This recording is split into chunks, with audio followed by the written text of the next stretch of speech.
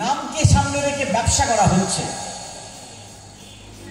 আসলে তারা নিজেরাও পিউরিফাইড হতে পারেনি, কীর্তনের মর্মার্থ বোঝেনি এবং আমাদেরকে বোঝাতে পারেনি।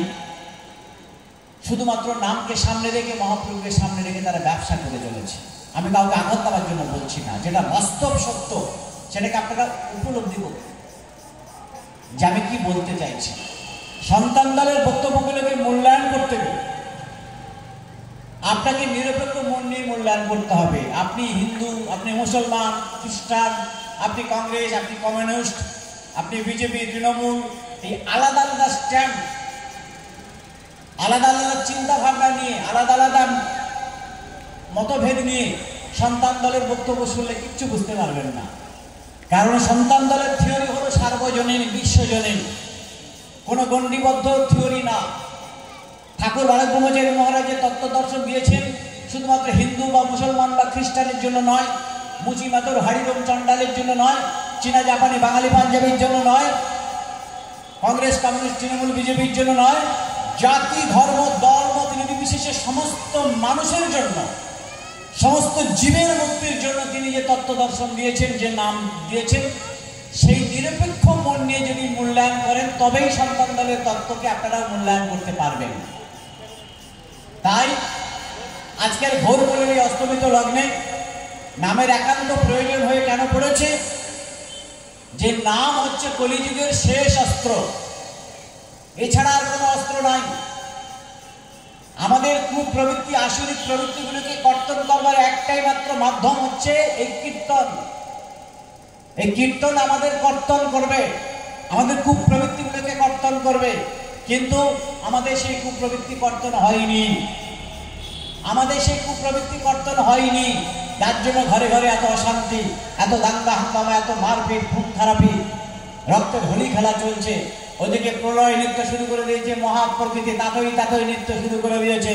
ঝড় ঝঞ্ঝা, ভূমিকম্প, বন্যা, মহামারী, জলোচ্ছ্বাস সারা পৃথিবী জুড়ে তছনছ করে দিচ্ছে, হাজার হাজার লক্ষ লক্ষ প্রাণকে নিশ্চিহ্ন করে দিচ্ছে। যে গডলেস মতবাদ প্রতিষ্ঠা করবার জন্য এই যে কয়েক মাস আগে আমেরিকায় কোথায় যেন একটা শহর পুড়িয়ে দিল, কোথায় দিল? আমেরিকা ক্যালিফোর্নিয়া, কোন শহরটা? পুরো একটা শহর পুরো পুড়িয়ে দিল। কেন? ওখানে ওদের এত পয়সা হয়ে গেছিল, এত অহংকার, যে বর্ডারলেস মতবাদ প্রতিষ্ঠা করতে চেয়েছিল। ঈশ্বর মানি না আমরা, ভগবান মানি না, আমরাই সুপ্রিম পাওয়ার, এত অহংকারে সেটা ছিল। যে বাতাস ছাড়া আমরা এক মুহূর্তে বাঁচতে পারি না, আমরা কতটা অকৃতজ্ঞ। সেই বাতাসের প্রতি আমরা কৃতজ্ঞতা স্বীকার করি না। যে বাতাস আমাদেরকে জীবন দান করে রেখেছে, সেই বাতাস যখন সাইক্লোনের রূপ নেয়, ঝড় ঝঞ্ঝা সাইক্লোনের রূপ নেয়, তখন গ্রামকে গ্রাম, ঘূর্ণি, ভয়ঙ্কর ঘূর্ণি সাইক্লোনের রূপ নিয়ে বিল্ডিং এর পর বিল্ডিং, গাছের পর গাছ, গ্রামের পর গ্রাম, মানুষের পর মানুষ তছনছ করে চলে যায়।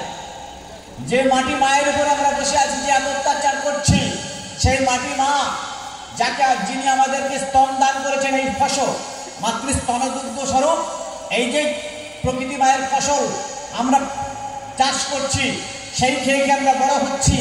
মায়ের স্তনদুগ্ধের মতো সেই মায়ের প্রতি যে অত্যাচার করছি, মা যখন মাঝে একটু নাড়া দেয়, এই যে থাইল্যান্ডে হয়ে গেল, 3 তলা বিল্ডিং, 30 তলা বিল্ডিং একদম ঝুরঝুর করে ভেঙে চলে গেল। একটু নাড়িয়ে দিল, কি শিক্ষা দিল? যে মা এত সহ্য করতে পারে, সেই বিশ্ব প্রকৃতি মা প্রয়োজন মনে করে একদম একটু শুধু কাঁপিয়ে দেবে, ব্যাস ভূমিকম্পে সব শেষ। যে সূর্যকে আমরা, যে সূর্যের তাপ তেজ নিয়ে আমরা বেঁচে আছি, এটা প্রকৃতির শিক্ষা। যে সূর্যের তাপ তেজ নিয়ে আমরা বেঁচে আছি, সেই সূর্য যখন রূপ ধারণ করে, গত 2-1 বছর আগে, গত 2-3 বছর আগে কানাডায় 100-500 মানুষ সানস্ট্রোকে মারা গেছে। এই যে গ্লোবাল ওয়ার্মিং হয়েছে, বিশ্ব উষ্ণায়ন, সুমেরু এবং কুমেরুর বরফ বলছে, হু করে বরফ বলছে, পাহাড়ের মতো 4 দিনে একটা বরফের চাঁদ বলছে, সমুদ্রের জলস্তর বাড়ছে। এই পরিণাম ফল ভয়ঙ্কর হারে জলোচ্ছ্বাস ঘটে যাবে। সেই জলোচ্ছ্বাসের মাধ্যমে গোটা পৃথিবীর 12টা ভূখণ্ড জলের তলায় চলে যাবে। আমেরিকা, আফ্রিকা, অস্ট্রেলিয়া আমি পৃথিবীতে পড়ে যাব। তাই সেই যে প্রকৃতির প্রতি যে আমাদের কৃতজ্ঞতা, যে আলো জল মাটি বাতাস ফাঁকা, আলো জল মাটি বাতাস ফাঁকা, এই পঞ্চভূত, যেটাকে হিন্দু ধর্মে বলা হচ্ছে ক্ষিতি অফ তেজ মরুদ্গম, ক্ষিতি অফ তেজ মরুদ্গম। এই পঞ্চভূতকে স্বীকার করে নিয়েছে ইসলামী সমাজ। তারাও বলে খাদ, আগ, খ্রিস্টান ধর্ম স্বীকার করে নিয়েছে, art light air water space, এই পঞ্চভূতকে সমস্ত ধর্ম স্বীকৃতি দিয়েছে। সেই বিশ্ব প্রকৃতির যে অকৃপণ সহযোগিতায় আমরা প্রত্যেকে বেঁচে আছি, এই পঞ্চভূতের সহযোগিতা নিয়ে, সেই পঞ্চভূতের উপরে আমরা তাদের সহযোগিতা নিয়ে, সাহায্য নিয়ে আমরা যে বেঁচে আছি, অথচ আমরা সেই বিশ্ব প্রকৃতিকে আমরা অস্বীকার করছি। আমরা আমাদের কৃতজ্ঞতা দেখাচ্ছি না, তাদের প্রতি কৃতজ্ঞতা পোষণ করছি না। কেন? প্রকৃতির উপরে আমরা মাতব্বরি করার চেষ্টা করছি। তাই মাঝে মাঝে একটু ভূমিকম্প, জলোচ্ছ্বাস, বন্যা, মহামারী, এটা আদি দৈনিক বিপ্লবের পর্যায়ে, মানে আদি আত্মিকের মাধ্যমে এতদিন নাম কীর্তন প্রচার করে যারা নাম গ্রহণ করেছে, সে হরিকৃষ্ণ নাম করুক আর রামনাম নাম করুক, যারাই নাম করেছে, একটা শ্রেণীর মানুষ তারা তবু নামটা করছে, ব্যবসা করুক আর যাই করুক তবু তারা করছে, কিন্তু সেটা শতকরা কত পার্সেন্টেজ? আজকের এই সন্ধ্যা হলে বাড়ি বাড়ি ঘুরে দেখুন কটা বাড়িতে নাম হয়। বাড়ির ছেলেরা চায়ের দোকানে বসে রাজনীতির কচকচানি করে আর একটা চা খায়, আর কে কি করলো, কে কি বললো, কোন নেতা ফুস করলো, কোন নেতা ফাঁস করলো, তাই নিয়ে সমালোচনা। আর বাড়ির মায়েরা টেলিভিশন করে সিরিয়াল নিয়ে বসে বললো ভগবানের নাম কীর্তন উঠে গেছে। আমার ক্ষমা করবেন ঔদ্ধত্য, বাস্তব কিনা তাই বলুন। সুতরাং আজকের কটা বাড়িতে নাম হয়, অথচ মহাপ্রভু যিনি এত বড় জ্ঞানী পণ্ডিত ব্যক্তি ছিলেন, যিনি মহাপ্রভু এত বড় জ্ঞানী পণ্ডিত ছিলেন, তার কাছে বড় বড় তত্ত্ব, ন্যায় তর্কতীর্থ, তত্ত্বজ্ঞ ব্যক্তি যারা, সত্যতীর্থ, জ্ঞানতীর্থ, ন্যায়তীর্থ, পঞ্চতীর্থ, বড় বড় জ্ঞানী পণ্ডিতের দল মহাপ্রভুর কাছে তত্ত্ব শাস্ত্রযুদ্ধে মল্ল দিতে পারত না। এহেন একজন মহাপ্রভু যিনি এত জ্ঞানবান মহান ব্যক্তি হওয়া সত্ত্বেও তিনি তার জীবনের শেষ অস্ত্র প্রয়োগ করলেন হরে রাম হরে রাম হরে নাম হইব কি বলম কলৌ নাস্তে ব নাস্তে ব নাস্তে ব গতির অন্যথা। যে কেবলমাত্র হরির নাম ছাড়া, কেবলমাত্র হরির নাম ছাড়া, হরি মানে কি? যিনি হরণ করেন। কি হরণ করেন? আমার যে হ কথাটা হরণ করেন, এই কথাটা আহরণ করা। হ মানে হরণ করবে, আমাদের খুব প্রবৃত্তিগুলোকে হরণ করবেন হরি, আর আহরণ করবো মহাকাশের মহাজ্ঞানকে আমি আমার মধ্যে প্রতিষ্ঠা করব। যেটা ইসলামী সমাজ মাথায় যে নীল টুপি পরে, এখন যদি অনেক মতভেদ হয়ে গেছে, কেউ লাল টুপি, কেউ নীল টুপি, কেউ সাদা টুপি, কেউ গোল টুপি, কেউ লম্বা টুপি, কেউ হুডুরাপন্থী, কেউ ফুটপুরাপন্থী, সব ধর্মে ভেজাল ঢুকে গেছে। সত্য তো একটাই হবে, এত ভেজাল কেন, এত ভাগ কেন? ব্যাপারটা কি? ওরা এই আসমানকে, আসমানের জ্ঞানটাকে মস্তিষ্কে ধারণ করার জন্য ইসলামী সমাজ ওরাও মাথায় টুপি করে। সেই জন্য এই যে নামের গুরুত্বটা, এই যে মহাকাশের মহানামের গুরুত্বটাকে আমাদের উপলব্ধি করতে হবে, খেয়াল করতে হবে কেনই আমরা নাম করব।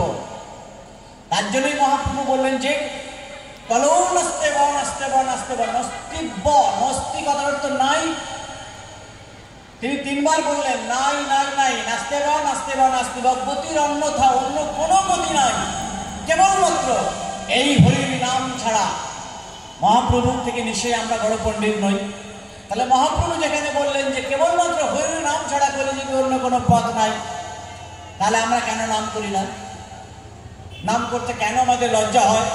আমার ঘরের ছেলে মেয়েরা যখন নাম কীর্তন করতে বসে, এই এটা কি হচ্ছে, ওগুলো বড় বয়সে করবি, হ্যাঁ হরে কৃষ্ণ রাম নাম এসব কিছু করতে হবে না, বইবি পড়, হ্যাঁ এসব কি হচ্ছে। অথচ সেই ছেলে যখন বাবা মার সামনে সারাক্ষণ ভিডিও গেম খেলছে, মোবাইল নিয়ে ব্লু ভিডিও দেখছে, সিনেমা দেখছে, সিরিয়াল দেখছে, মোবাইলে এখন সব পাওয়া যায়, তখন বাবা মা আপত্তি করছে না। কিন্তু যখন ভগবানের নাম করছে, এসব কি হচ্ছে, ওগুলো বুড়ো বয়সে করবি।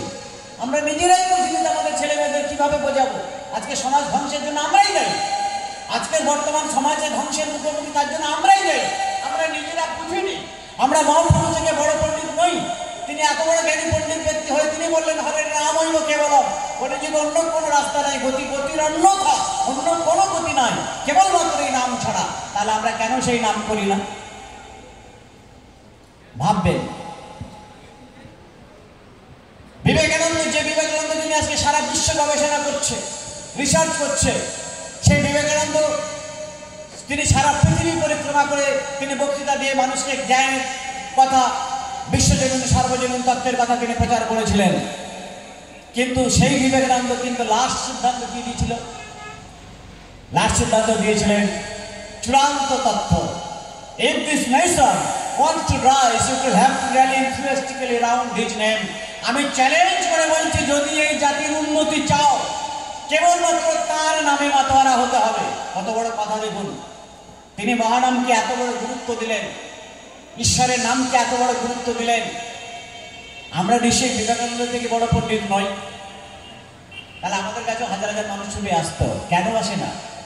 তাহলে তারা যে সিদ্ধান্ত দিলেন, মহাজন যেন গতস্য পন্থা, মহাজনেরা যে পথ দেখে গেছেন আমরা সেই পথ অবলম্বন করবো, সেই রাস্তায় যাব। তা মহাজন মহাজ্ঞানী যারা এসেছিলেন, যারা যুগ বিবর্তনকারী পুরুষ হয়ে এসেছিলেন, যারা মহাপুরুষ হয়ে এসেছিলেন, তারা যে এত জ্ঞানের তত্ত্ব প্রচার করলেন, আমাদেরকে বোঝাবার চেষ্টা করলেন, আমাদেরকে সঠিক রাস্তা দেখালেন যে কলিযুগের মানুষ সত্যযুগের ধ্যান কলিযুগে চলবে না, সত্যযুগের ধ্যান কলিযুগে চলবে না, ওই সিস্টেম চলবে না কলিযুগে। কেন? এখনকার মানুষের 18 ঘন্টা পরিশ্রম করতে হয়, 18 ঘন্টা পরিশ্রম করে তারপরে সে কি করে ধ্যান করতে বসবে? শুধু এমনি এলে দিয়ে রাত্রে বিছানাতে গেলে একদম ঘুমিয়ে পড়বে। 18 ঘন্টা খেটেও তারপরে দিন চিন্তা করতে হয় কি করবো, কি খাবো তারপরে দিন। তারা কি করে ধ্যান করবে? ত্রেতা যুগের মুক্তির রাস্তা হলো যাগযজ্ঞ, মানে যাগযজ্ঞ বা সাধারণভাবে না, মন মন ঘি মন মন সোনা পুড়িয়ে যজ্ঞ করা হতো। এখন এক ভরি সোনা রাখতে পারেন না, 1 গ্রাম সোনার দাম এখন 9,000 টাকা। তো এখন আর মন মন সোনা কোথায় পুড়িয়ে এসব যোগ্য হবে না, অত বই থিওরি কলিযুগে চলবে না। এই যে পূজা অর্চনা, যে দেব দেবতার পূজা অর্চনা আমরা করি, এগুলো কবে এসেছে? দাপর যুগে, আজ থেকে 5,000 5,500 বছর আগেকার ঘটনা। এত দেব দেবতার আমদানি আগে ছিল না, ত্রেতা যুগে এত ছিল না। তখন মানুষ বৃক্ষ পূজা করত, মা প্রকৃতিকে পূজা করত, বাতাসকে বা পবন দেবতাকে পূজা করত, বিশ্ব প্রকৃতিকে তারা পূজা করত। আজকে যত দেব দেবতার আবির্ভাব সব দাপর যুগে। এই পূজা অর্চনা কলিযুগে চলবে না, ওই পদ্ধতি কলিযুগে চলবে না। কলিযুগের রাস্তা, মুক্তির রাস্তা কি? নামইব কেবলম, কেবলমাত্র এই নাম ছাড়া অন্য কোনো রাস্তা নেই কলিযুগে। তাই নামের এত গুরুত্ব দেওয়া হয়েছে কলিযুগে। কলিযুগের মুক্তির একমাত্র নাম হচ্ছে যে হরির নাম ছাড়া কোনো মুক্তি নেই। তাই আমরা বড় ভাগ্যবান। মহাপ্রভু যখন হরে কৃষ্ণের নাম দিয়েছিলেন, সেই মহাপ্রভু যখন এই নাম দিলেন, তিনি দাঁড়িয়ে দাঁড়িয়ে এই নাম বিনামূল্যে বিতরণ করলেন। কিন্তু দেখলেন যে তিনি যে উদ্দেশ্য নিয়ে এই নাম দিলেন, তাকে সেই কাজ কমপ্লিট করা সম্ভব নয়। তাই তার মামা বিষ্ণুদাস ঠাকুরের কাছে ভবিষ্যৎবাণী করলেন, ঐকান্তিক রহস্যং চিরমাগমিষ্যামি পুনর্ভবে অবৈব বংশস্য ত্রয়োদশ করে পুনরপি ভবিষ্যতি একত সম্বন্ধ বন্ধনম মাতুল ভাগিনম রূপম জঙ্গা সমাপ্তম তেজির অবতার পুরুষতা শিব পূর্ণে ঘটন কীর্তন। এই আলোটা নেবেই দাও, চোখে লাগছে। মহাপ্রভু তার মামা বিষ্ণুদাস ঠাকুরকে ভবিষ্যৎবাণী করলেন যে মামা, আমি যে অসমাপ্ত কাজ সমাপ্ত করতে পারলাম না, তার জন্য আবার তোমার বংশের 13 পুরুষের শেষ রক্ত হিসাবে আসব। তোমার বংশের 13 পুরুষের শেষ রক্ত হিসাবে আবার আমি আসব। সেদিন তুমিও আমার মামা হবে, আমি তোমার ভাগ্নে হব। কোথায় আছে? কলকাতা ন্যাশনাল লাইব্রেরি, জাতীয় গ্রন্থাগার, সেখানে চলে যায়। সেখানে পরিষ্কার 333 পৃষ্ঠা নাগরিক গ্রন্থ, 2টো গ্রন্থ ছিল। তার মধ্যে প্রথম একটা ছিল নেপালের মিউজিয়ামে, সেটা ব্রিটিশরা ধ্বংস করে দিয়েছে। আর একটাই মাত্র গ্রন্থ অবশিষ্ট আছে কলকাতার জাতীয় গ্রন্থাগার, ন্যাশনাল লাইব্রেরি। সেই ন্যাশনাল লাইব্রেরিতে মহাপ্রভু চৈতন্যদেব যে আবার তিনি আসবেন, একথা পরিষ্কার উল্লেখ রয়েছে। বিষ্ণুদাস ঠাকুরের কাছে যখন গৌরাঙ্গ মহাপ্রভু বলছেন যে মামা, আমি আমার অসমাপ্ত কাজকে সমাপ্ত করার জন্য আবার আসবো তোমারই বংশের 13 পুরুষের শেষ রক্ত হিসাবে। এই কথা মহাপ্রভু জামাই ছিল গোপীনাথ কণ্ঠাভরণ। তিনি দেখলেন যে মহাপ্রভু আবার আসবেন, আবার তিনি বলছেন, না বলয়ে ভক্তবৃন্দে, না লিখয়ে শাস্ত্র গ্রন্থে, চাহিনা প্রছন্দে বন্দে অকারণ উচ্ছ্বাস নিষ্ফল পুরকে। মানে তুমি কাউকে জানাবে না, তুমি গ্রন্থে লিখে যাবে না। গোপীনাথ কণ্ঠাভরণ তখনকার দিনে খুব বিখ্যাত কবি ছিলেন। তিনি ভাবলেন মহাপ্রভু আবার আসবেন তাই আমার বংশে 13 পুরুষে, এ কথা আমি লিখতে পারবো না, কাউকে লিখে যাবো না। হয় কবি লোক তো, উনি ওনার নাগরিক গ্রন্থে যেটা লিখছিলেন তাতে উল্লেখ রাখলেন যে মহাপ্রভু আবার আসবেন তার মামার বংশের 13 পুরুষের শেষ রক্ত হিসাবে। সেই সূত্র ধরে সেই বংশের ধারায়, সেই রক্তের ধারার সাক্ষ্য সেই মহাপ্রভুর বংশের বালক ব্রহ্মচারী মহারাজ হঠাৎ আশ্রমের গুরু না, মঠ মন্দিরের গুরু না, তিনি সেই মহাপ্রভুর ভবিষ্যৎবাণীর স্বার্থ মূর্ত প্রতীক হিসাবে তারই বংশের ধারায়, রক্তের ধারায় তিনি আবির্ভূত হয়েছেন। সেই 13 পুরুষের শেষ রক্ত হিসাবে বালক ব্রহ্মচারী মহারাজ এসছেন এবং তিনিও হরে কৃষ্ণের নাম করতেন। তিনি হরে কৃষ্ণের নাম করতেন প্রথম। তারপরে পাকশিটের বাড়িতে একদিন ঠাকুর ওটা 60-এর দশকে হবে সম্ভবত, রাত্রি 11টার সময়। পার্টিকুলার সালটা আমি বলতে পারছি না, আমার স্মরণে আসছে না। 60-এর দশকেই হবে, তো ওই 67-68 এরকম একটা কিছু হবে ওই সময়। 60-এর দশকেই ঠাকুর বললেন, এতদিন যে তোমরা হরে কৃষ্ণ নাম করেছো, এই নাম এবার থেকে, এই নামের যুগ শেষ। আমি নতুন একটা তোমাদের নাম দিলাম, মহাকাশকে মন্থন করে নামটাকে সংক্ষিপ্ত করে দিলাম। কারণ তোমাদের আয়ু বড় অল্প, এই অল্প সময়ের মধ্যে রাস্তাটা অনেক বড় দীর্ঘ, তাই এই কম সময়ে এই মাত্রাকে সংগ্রহ করার জন্য তোমাদের নামটাকে সংক্ষিপ্ত করে দিলাম। হরে কৃষ্ণ কৃষ্ণ কৃষ্ণ হরে হরে, 4টে ওঙ্কার ধ্বনি। হরে রাম রাম রাম হরে হরে, 4টে ওঙ্কার ধ্বনি। 4টে কৃষ্ণ 4টে রাম, 32 অক্ষরে 8টা ওঙ্কার ধ্বনি পাচ্ছেন। আর একবার রাম নাম উচ্চারণ করুন, রাম নারায়ণ। আমরা যে নাম করি, নামের মধ্যে অনেক প্রসেস ভুল আছে। আমরা রাম নারায়ণ, রাম নারায়ণ রাম, অন্যটা একসঙ্গে হয়ে যাচ্ছে, অন্যটা আলাদা আলাদা ওঙ্কার দিলে একটা বাদ হয়ে যাচ্ছে। এটা যারা নাম করেন খেয়াল করে দেখবেন। এই রাম নারায়ণ রাম 8 অক্ষরের মধ্যে 3টে ওঙ্কার পরিষ্কার রাখতে হবে, রাম নারায়ণ রাম। একটু ছেড়ে বলবেন, রাম নারায়ণ রাম, আলাদা আলাদা করে গাইবেন, তাহলে 2টো ওঙ্কার আলাদা পাবেন। এই যে 3টে ওঙ্কার ধরে 8 অক্ষরের মধ্যে, তাহলে 8 অক্ষরটাকে যদি 32 অক্ষরে গান, তাহলে 3 4 12টা অঙ্ক ধরে 4টা অঙ্ক ধরে বেশি হচ্ছে। এটা বিরাটের পক্ষেই সম্ভব। যারা বিরাট মহান পুরুষ হয়ে আসেন, যুগ বিবর্তনকারী পুরুষ হিসেবে, তাদের পক্ষে এটা সম্ভব যে নাম সংক্ষিপ্ত অথচ বেশি পাওয়ারফুল, ওঙ্কার ধ্বনি বেশি। এবং তিনি বললেন, তোমরা হাতে কাম, তোমাদের ওই হাট বাজার কোর্ট কাছারি অফিস আদালত চাষ আবাদ যা কিছু করতো, কোদাল চালাচ্ছ নামাল চালাচ্ছ, সমস্ত কিছু হাতে কাম, মুখে না। তুমি কাজ করো, কাজ করতে করতে করতে করতে কলিযুগে, মানে তোমরা আলাদা করে মঠে মন্দিরে বসে বসে তোমাদের জবদান করার দরকার লাগবে না, তোমরা হাতে কাম করো, মুখে নাম চালিয়ে যাও। মানে নামটা সংক্ষিপ্ত, কত সহজ রাস্তা, যে জিম নাড়লেই কাজ। আমার ঘন্টার পর ঘন্টা ধ্যানে বসতে হচ্ছে না, লক্ষ লক্ষ কোটি কোটি টাকা খরচ করে আমার যাগযজ্ঞ করতে হচ্ছে না, পূজা অর্চনার জন্য এত আচার অনুষ্ঠানের দরকার হচ্ছে না। আপনি হাতে কাম করছেন, মুখে নাম করছেন। এর থেকে সহজ ফর্মুলা কি হতে পারে? এর থেকে সহজ রাস্তার কি হতে পারে? যে হাতে কাম মুখে নাম, অথচ নামটাকে সংক্ষিপ্ত করে দিলেন, অথচ অধিক পাওয়ারফুল করে। তাই আমরা এই রাম নাম কীর্তন করি, এটার মধ্যে কোনো দ্বিমত নেই। আপনারা যারা ভাবছেন যে আমরা রাম নাম কীর্তন করি মানে আমরা জয় শ্রীরামের লোক, তা না। আমরা কোনো শ্রীরাম বুঝি না। আমরা সবাইকে সম্মান করি, সবাইকে শ্রদ্ধা করি। আমাদের কাছে ভগবান কৃষ্ণ, তিনি একজন মহান ব্যক্তি ছিলেন। ভগবান শ্রীরামচন্দ্র, তিনি মহান ব্যক্তি ছিলেন। সত্যযুগী সত্যনারায়ণ মহান পুরুষ ছিলেন। কলিযুগে অনেক মহাপুরুষ এসছেন, যার যার দায়িত্ব তারা পালন করে গেছেন। প্রত্যেকেই আমাদের নমস্য, প্রত্যেকেই আমাদের শ্রদ্ধেয়। কিন্তু তারা কেউ টোটাল রেভলিউশন করে যেতে পারেনি। টোটাল রেভলিউশন মানে সামগ্রিক পরিবর্তন। টোটাল রেভলিউশন মানে সামগ্রিক পরিবর্তন। টোটাল রেভলিউশন মানে টোটাল শুধু বাংলা না, ভারত না, গোটা পৃথিবীর বুকে একটা আমূল পরিবর্তন। এবং সেটা কোনো ব্যক্তির মতবাদ হলে হবে না, কোনো মহানের মতবাদ হলে হবে না। তাই ঠাকুর বলছেন, আমি কোনো মতবাদ সৃষ্টি করতে তোমাদের এখানে আসিনি। এখানে যারাই এসেছে এক একটা মতবাদ তৈরি করতে এসেছে। আজকের যে পৃথিবীতে এত গন্ডগোল, এত রক্তের হোলি খেলা, এত মারামারি, এত খুনোখুনি, এর মূল কারণটা কি? মূল রহস্যটা কি? মূল রহস্যটা হলো এটাই, প্রাধান্য বিস্তার। আমার ধর্ম বড়, সবার বক্তব্য, যত সম্প্রদায় আছে তাদের বক্তব্য আমার ধর্ম বড়, আমাদের কাছে এসো, বাকিরা যারা করছে যেভাবে চলছে ওগুলো ভুল রাস্তা, আমার ধর্ম বড়। রাজনীতির নেতারা বলছে যে ওদের ধর্ম, ওদের রাস্তা ভুল, আমাদের দল করো, আমরাই সঠিক, ওরা বেঠিক। মাঝখান থেকে আমার বক্তব্য প্রত্যেকটি ধর্ম সম্প্রদায় এবং রাজনৈতিক সম্প্রদায়ের কাছে, যে সবাই তো শান্তি চায়, সবার বক্তব্য মানুষকে শান্তি দেয়, এটাই তো মূল কথা। তাহলে সবাই যদি সমাজের মধ্যে শান্তি চায়, সবাই যদি মানুষের কল্যাণ চায়, তাহলে ঘরে ঘরে এত অশান্তি কেন? এতদ অঞ্চলের যারা ধর্মীয় সম্প্রদায়ের, অন্যান্য ধর্ম সম্প্রদায়ের মানে পক্ষে যারা আছেন, অন্যান্য রাজনৈতিক দলভুক্ত যারা আছেন, বিভিন্ন দল সম্প্রদায় যারা করেন, তাদের সবার উদ্দেশ্যে, তাদের বিবেকের দরবারে আমি প্রশ্ন চিহ্ন রেখে গেলাম। সবাই যদি বলে আমাদের ধর্ম বড়, আমাদের দল বড়, আমরাই সঠিক, বাকিরা বেঠিক, তাহলে সবাই যদি শান্তি চায়, তাহলে এত অশান্তি ঘরে ঘরে গেল। তাহলে বুঝতে হবে ডাল মেঘ কুচ কালা হয়, নিশ্চয়ই রাস্তায় কোনো গন্ডগোল আছে, নিশ্চয়ই থিওরিতে কোনো গন্ডগোল আছে।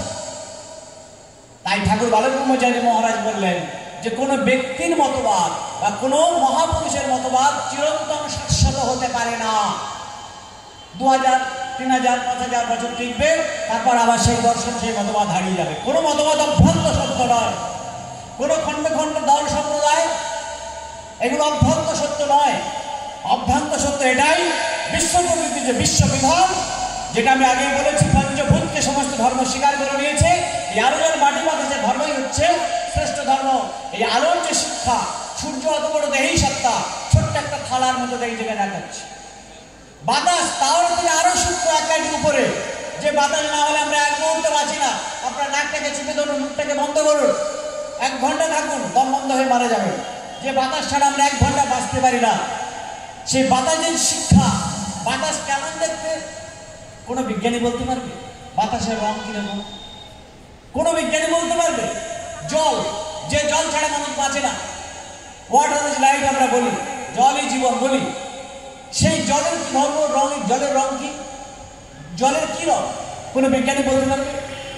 জলের সঙ্গে আপনি হলুদ মেশালে হলুদ হবে, সাদা মেশালে সাদা হবে, কালো মেশালে কালো হবে। জলের কি ধর্ম? তাহলে এই যে প্রকৃতির থিওরি, প্রকৃতির যে সম্ভবাদ, কবি সুনীল বসু বলেছিলেন যে আকাশ আমায় শিক্ষা দিয়ে উদার হতে ভাইরে, কর্মী হওয়ার মন্ত্র আমি বায়ুর কাছে বাইরে। আছেন না, কবিতাতে পড়েছেন। তাহলে এই যে আকাশের যে শিক্ষা, যে উদার মন তৈরি করো, বিশ্ব বিরাটের মন তৈরি করো। আমরা বিরাটের সন্তান, ঈশ্বরের সন্তান, ঈশ্বরের পুত্র ঈশ্বরই হওয়া উচিত ছিল। সিংহের বাচ্চা সিংহই হয়, তাহলে আমরা ভগবানের বাচ্চা কেন আমরা ভগবান হতে পারবো না? আমাদের মধ্যে সেই ভগবত সত্তা রয়েছে, সেই ভগবত সত্তার জাগরণ ঘটাও। তাই বিশ্ব প্রকৃতির যে মতবাদ, আলোচনা মাটি বাতাসে যে ধর্ম, মাটি কি শিক্ষা দিচ্ছে? সহিষ্ণু হও। এই মাটি মায়ের প্রতি কত লাথি মারছি আমরা, কত অত্যাচার করছি, প্রকৃতি মা, মাটি মা নির্বিচারে সহ্য করছে, অথচ কৃপণভাবে ফসল দান করছে।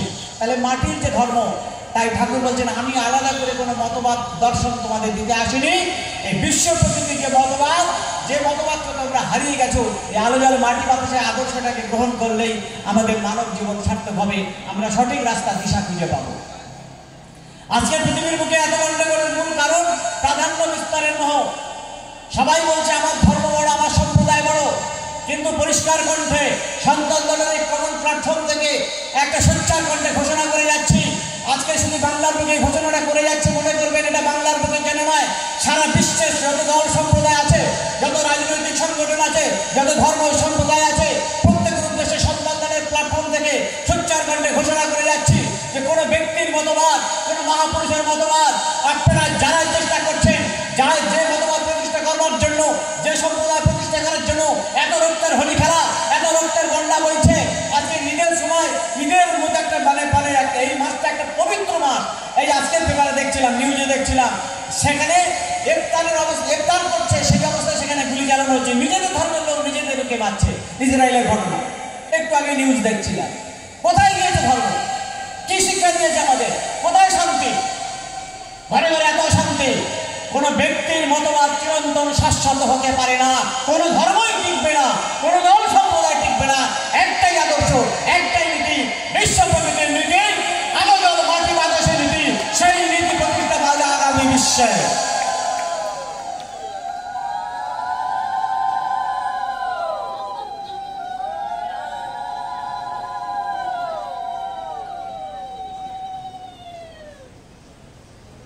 তাই আমরা সন্তান দল নিরপেক্ষ, আমাদের এই সংগঠনে সমস্ত দল সম্প্রদায়ের মানুষ আছে।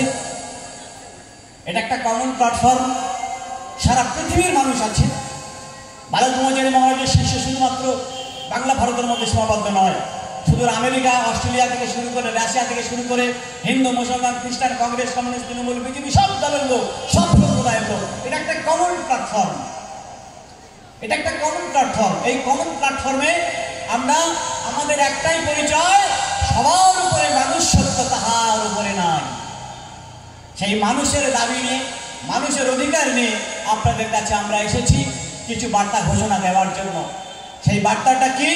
যে তিনি যে আদি আত্মিকের ধারা ধরে তিনি এসেছেন, আদি আত্মিকের বিপ্লব ঘটিয়েছেন এতদিন ধরে, সেই রামায়ণ নাম কীর্তন আমরা করেছি। ঋতুধারা শুরু হয়েছে আদি দৈবিকের কাজ, প্রকৃতির মা। এই যে শুধু মায়ানমার থাইল্যান্ডের ভূমিকম্প না, শুধু ক্যালিফোর্নিয়ার এই দাবানল নয়, আমেরিকার কোন দেশে হলো এবারে যে দাবানলটা হলো, গত বছর উত্তরাখণ্ডে ভূমিকম্প হলো, হিমালয় তিনটে ফাটল, হিমালয় পর্বতমালার মধ্যে তিনটে ফাটল দেখা দিয়েছে। এই যে খবরের কাগজ, পৃথিবীর উত্তর মেরু দক্ষিণ মেরু একজন স্থান পরিবর্তন করতে পারে। এটা দৈনিক স্টেটসম্যান পত্রিকা, এটা বাংলা পত্রিকা, এবং বিজ্ঞানে যার ব্যাখ্যা মেলেনি খবরের কাগজ, এটা বাংলা স্টেটসম্যান পত্রিকা। এই যে ভূ আড়াল স্যাটেলাইট ক্যামেরা সাহায্যে মাটির নিচে কি ভূ আড়াল সৃষ্টি হয়েছে তার এই ব্যাখ্যা দিয়ে বলছে বিজ্ঞানীরা ব্যাখ্যা খুঁজে পাচ্ছে না। এই যে ভূমিকম্প আজকে শুধু মায়ানমারে হয়েছে, থাইল্যান্ডে হয়েছে, আপনারা ভাবছেন আপনাদের কিছু হবে না। না, আমি সরকারি ব্যাপার দেখা, এটা ভারত সরকারের ব্যাপার, রাজ্য সরকারের ব্যাপার, সন্তানদের ব্যাপার না। পশ্চিমবঙ্গ সহ একটা অরিজিনাল থানায় বিভিন্ন থানায় বিভিন্ন এলাকায় প্রচার করা হচ্ছে, পশ্চিমবঙ্গ সহ সারা ভারতেই প্রাকৃতিক বিপর্যয়ের সম্ভাবনা বাড়ছে। পশ্চিমবঙ্গ সহ সারা ভারতেই প্রাকৃতিক বিপর্যয়ের সম্ভাবনা বাড়ছে। ভূমিকম্প, সাইক্লোন, অগ্নিকাণ্ড, যে কোনো ধরনের প্রাকৃতিক বিপর্যয়ের জন্য মোকাবিলা করতে ঠান্ডা মাথায়। হ্যাঁ, বলছেন দল ভূমিকম্প আসবে, বলে দিয়ে আসবে। আপনাকে কোন টাইমে হবে বলে দেবে যে মুখ সময় ভূমিকম্প হবে, ঠান্ডা মাথায় মোকাবিলা করবেন, কি করে করবেন? কই মায়ানমারের লোক তো ঠান্ডা মাথায় মোকাবিলা করতে পারলো না। কখন ভূমিকম্প হবে সেটাই জানতে পারে না, যেটা সাপ ব্যাগ মাটির নিচে ওরা জানতে পারে, কিন্তু মানুষ জানতে পারে না। কি করে মোকাবিলা করবে? তবে একটা সত্যি কথা লিখেছে, যেটা ঠাকুর বলেছেন, কি বলেছেন, যে সেই মহাপ্রলয় যখন হবে তখন 7 দিন শুধু রক্ত পেয়ে থাকতে হবে। ঠাকুরে বলো তো, হ্যাঁ কিনা বলুন, ঠাকুরে বলুন তো, 7 দিন রক্ত খেয়ে থাকতে হবে।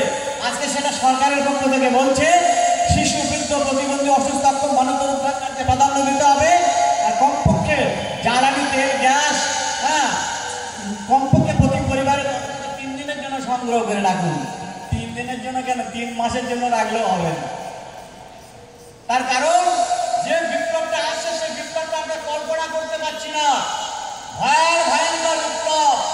ভারত ব্রহ্মচারী মহারাজ এসেছেন শুধু বাংলা ভারতের জন্য নয়, গোটা পৃথিবীটাকে ভেঙে গুড়িয়ে দালা কাটিয়ে এক জাতি, এক নীতি, ওয়ান দেশ, ওয়ান ল্যাঙ্গুয়েজ, ওয়ান কান্ট্রি, এক বিশ্ব পরিবার প্রতিষ্ঠা করবার জন্য এসেছেন। এটা বর্তমান পত্রিকা, মহাদেশের প্রেজে যারা থাকবে না, 7 নভেম্বর 1993 বর্তমান পত্রিকা।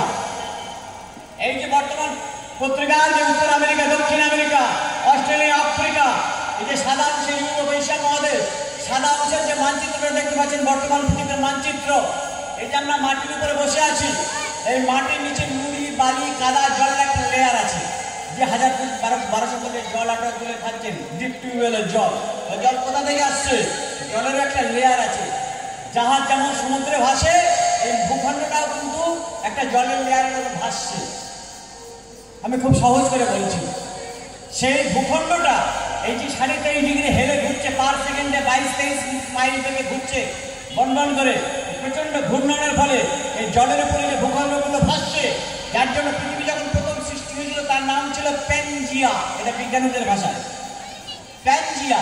সমস্ত ভূখণ্ডগুলো একটা জায়গাতে ছিল।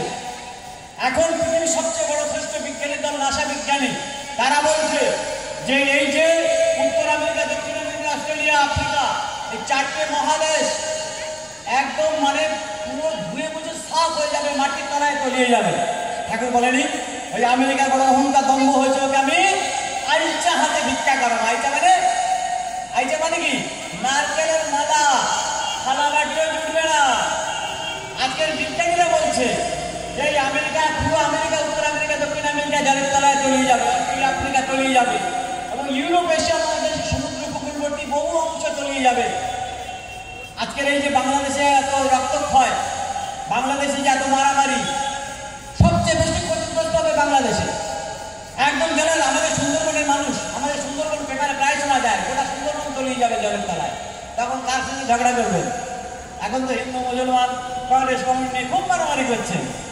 আর প্রকৃতি যখন একটু ব্রেক ড্যান্স দিয়ে দেবে তখন কোথায় যাবেন? জলোচ্ছ্বাসের, ভূমিকম্প সব তলিয়ে যেতে হবে। অতএব এখনো হে প্রতি সাবধান হও, ভয়ঙ্কর দিন আসছে। হযরত মুহাম্মদকে যখন প্রশ্ন করা হয়েছিল আপনি কি শেষ নবী, বলছেন হ্যাঁ আমি শেষ নবী। নবীজি বলছেন, হযরত মুহাম্মদ সাল্লাল্লাহু আলাইহি ওয়াসাল্লাম বলছেন যে তখন ভক্তরা বলছেন তাহলে আপনার পরে আর কে আসবে? বলছেন একজনই আসবেন, তিনি হবেন ইমাম মেহেদী। আমার ইসলামী ভাই থেকে থাকেন তারা নিশ্চয়ই জানবেন। ওবিসরকুম বিল মাহাদিয়া জুবিল মাহাদিয়ালা ইত্তিলাফিল মিনান নাচিওয়ালা জালাজিলা। আমি আমার উম্মতদের মধ্যে আবার অবতীর্ণ হব কখন? যখন দেশে দেশে প্রবল হারে ভূমিকম্প হবে আর ভাইয়ে ভাইয়ে ভাতৃ বিরোধ হবে। আজকের একটা ফ্যামিলি দেখান, ভাই ভাই মিল আছে, বাংলা ভারত না গোটা পৃথিবী জুড়ে এই যে ভাই ভাই ভাই ভাতৃ বিরোধ হবে আর দেশে দেশে প্রবল হারে ভূমিকম্প হবে। বাইবেলেও আছে, মানে পাহাড় ছোট উড়িতে থাকবে এরকম ভাবে বলা আছে বাইবেলে। মানে এমন ভয়ঙ্কর পাহাড় মনে উড়ে যাচ্ছে এরকম মনে হবে, মানে ভয়ঙ্কর প্রাকৃতিক দুর্যোগ। সমস্ত ধর্ম কিন্তু জানে যে পরিণামটা কি হবে। আর হিন্দু ধর্মের কল্পি পুরাণে তো বলা যাচ্ছে মহাপ্রলয়ের কথা। তাহলে সেইখানে মহানবীজি বলছেন যে যিনি আসবেন উদ্ধারকর্তা হিসাবে তার নাম হবে ইমাম মেহেদী। ইমাম মেহেদী কথার অর্থ কি? ইমাম কথার অর্থ সর্দার, মেহেদী অর্থে মহান। এতদিন যারা এসেছেন তারা মহাপুরুষ এসেছেন, এবারে যিনি আসবেন তিনি হবেন মহানদের সর্দার হয়ে, অর্থাৎ ইমাম মেহেদী। ইমাম মহানদের সর্দার হয়ে তিনি আসবেন এবং যে কিয়ামতের বিচার তিনি করবেন সেই কিয়ামতের বিচারে হাসর ময়দান হয়ে যাবে, মানে ফাঁকা মাঠ। যেটা ঠাকুর বলে রেখেছেন যে একটা মানুষের সঙ্গে একটা মানুষের দেখা করতে গেলে সারাদিন ঘুরতে হবে। ঠাকুরে বলা তো যে তোমরাই আমাদের দোষ দেবে বাবা, এত নিঃসঙ্গতা ভালো লাগছে না, এত ফাঁকা হবে, এত মানুষ, ট্রেনে বাসে উঠতে পারি না, হাটে বাজারে ঢুকতে পারি না, এত ভিড়, এত মানুষ থাকবে না, হাসর ময়দান হয়ে যাবে। তাহলে পরিণামটা কি হবে আমরা সবাই জানি, জেনে শুনেও তবু আমরা প্রাধান্য বিস্তারের নয় ধর্মের নাম করে ব্যবসা, ধর্মের নাম করে আল্লাহ ভগবানের নাম করে এই যে ব্যবসাটা করা হচ্ছে, উদ্দেশ্য প্রাধান্য বিস্তার এবং নিজেদের ব্যবসাটাকে টিকিয়ে রাখা। তার কারণ ধর্মটা টিকিয়ে রাখলে তাহলে আমরা করে খেতে পারবো। সে হিন্দু ধর্ম হোক আর ইসলাম ধর্ম হোক আর খ্রিস্টান ধর্ম হোক, হিন্দু ধর্ম যদি সত্য হয় তাহলে এত ভাগাভাগি কেন, এত দল কেন, এত সম্প্রদায় কেন? ইসলাম ধর্ম যদি একটাই সত্য তো একটাই চিরন্তন হবে, সেখানে শিয়া সুন্নি, তারপরে শরিয়ত তারিয়াত হাকিকত মারফত, আবার সেখানেও ভাগ, গোল টুপি, লম্বা টুপি, ফুরফুরাপন্থী, ফুরফুরাপন্থী। ভাই এত ভাগাভাগি কেন? ধর্ম তো একটা সত্য, যেটা ছিল শাশ্বত, তার মধ্যে এত ভাগাভাগি কেন? তাহলে ডালমে কুচকালা হয়, নিশ্চয়ই কোনো গণ্ডগোল আছে। কারা করেছে? মাতব্বরেরা, ধর্মীয় মাতব্বরেরা। তাদের ব্যবসাটাকে টিকিয়ে রাখার জন্য, তাদের ব্যবসাটাকে জিইয়ে রাখার জন্য আপনার আমার মধ্যে মারামারি বাড়িয়ে ওরা টাকাটা ফায়দা লুচ্ছে, টাকা ইনকাম করছে। এটাই হলো আসল সত্য। সে রাজনীতিতেও যাবো, ধর্মনীতিতেও যাবো, সে হিন্দু ধর্ম হোক আর ইসলাম ধর্ম হোক, খ্রিস্টান ধর্ম, যদি একটাই সত্য হয়, সত্য তো একটাই, সত্য দুটো হতে পারে না। সূর্য পূর্ব থেকে ওঠে, এটা চিরন্তন সত্য, কাউকে বলে বোঝাতে হবে না। তাহলে সেই চিরন্তন সত্যকে কাউকে আর নতুন করে চিৎকার করে বলতে লাগে না। তাহলে সেখানে দেখা যাচ্ছে প্রোটেস্ট্যান্ট, ক্যাথলিক, প্রেসবিটেরিয়ান, তিনটে সম্প্রদায় ভাগ হয়ে গেল কেন?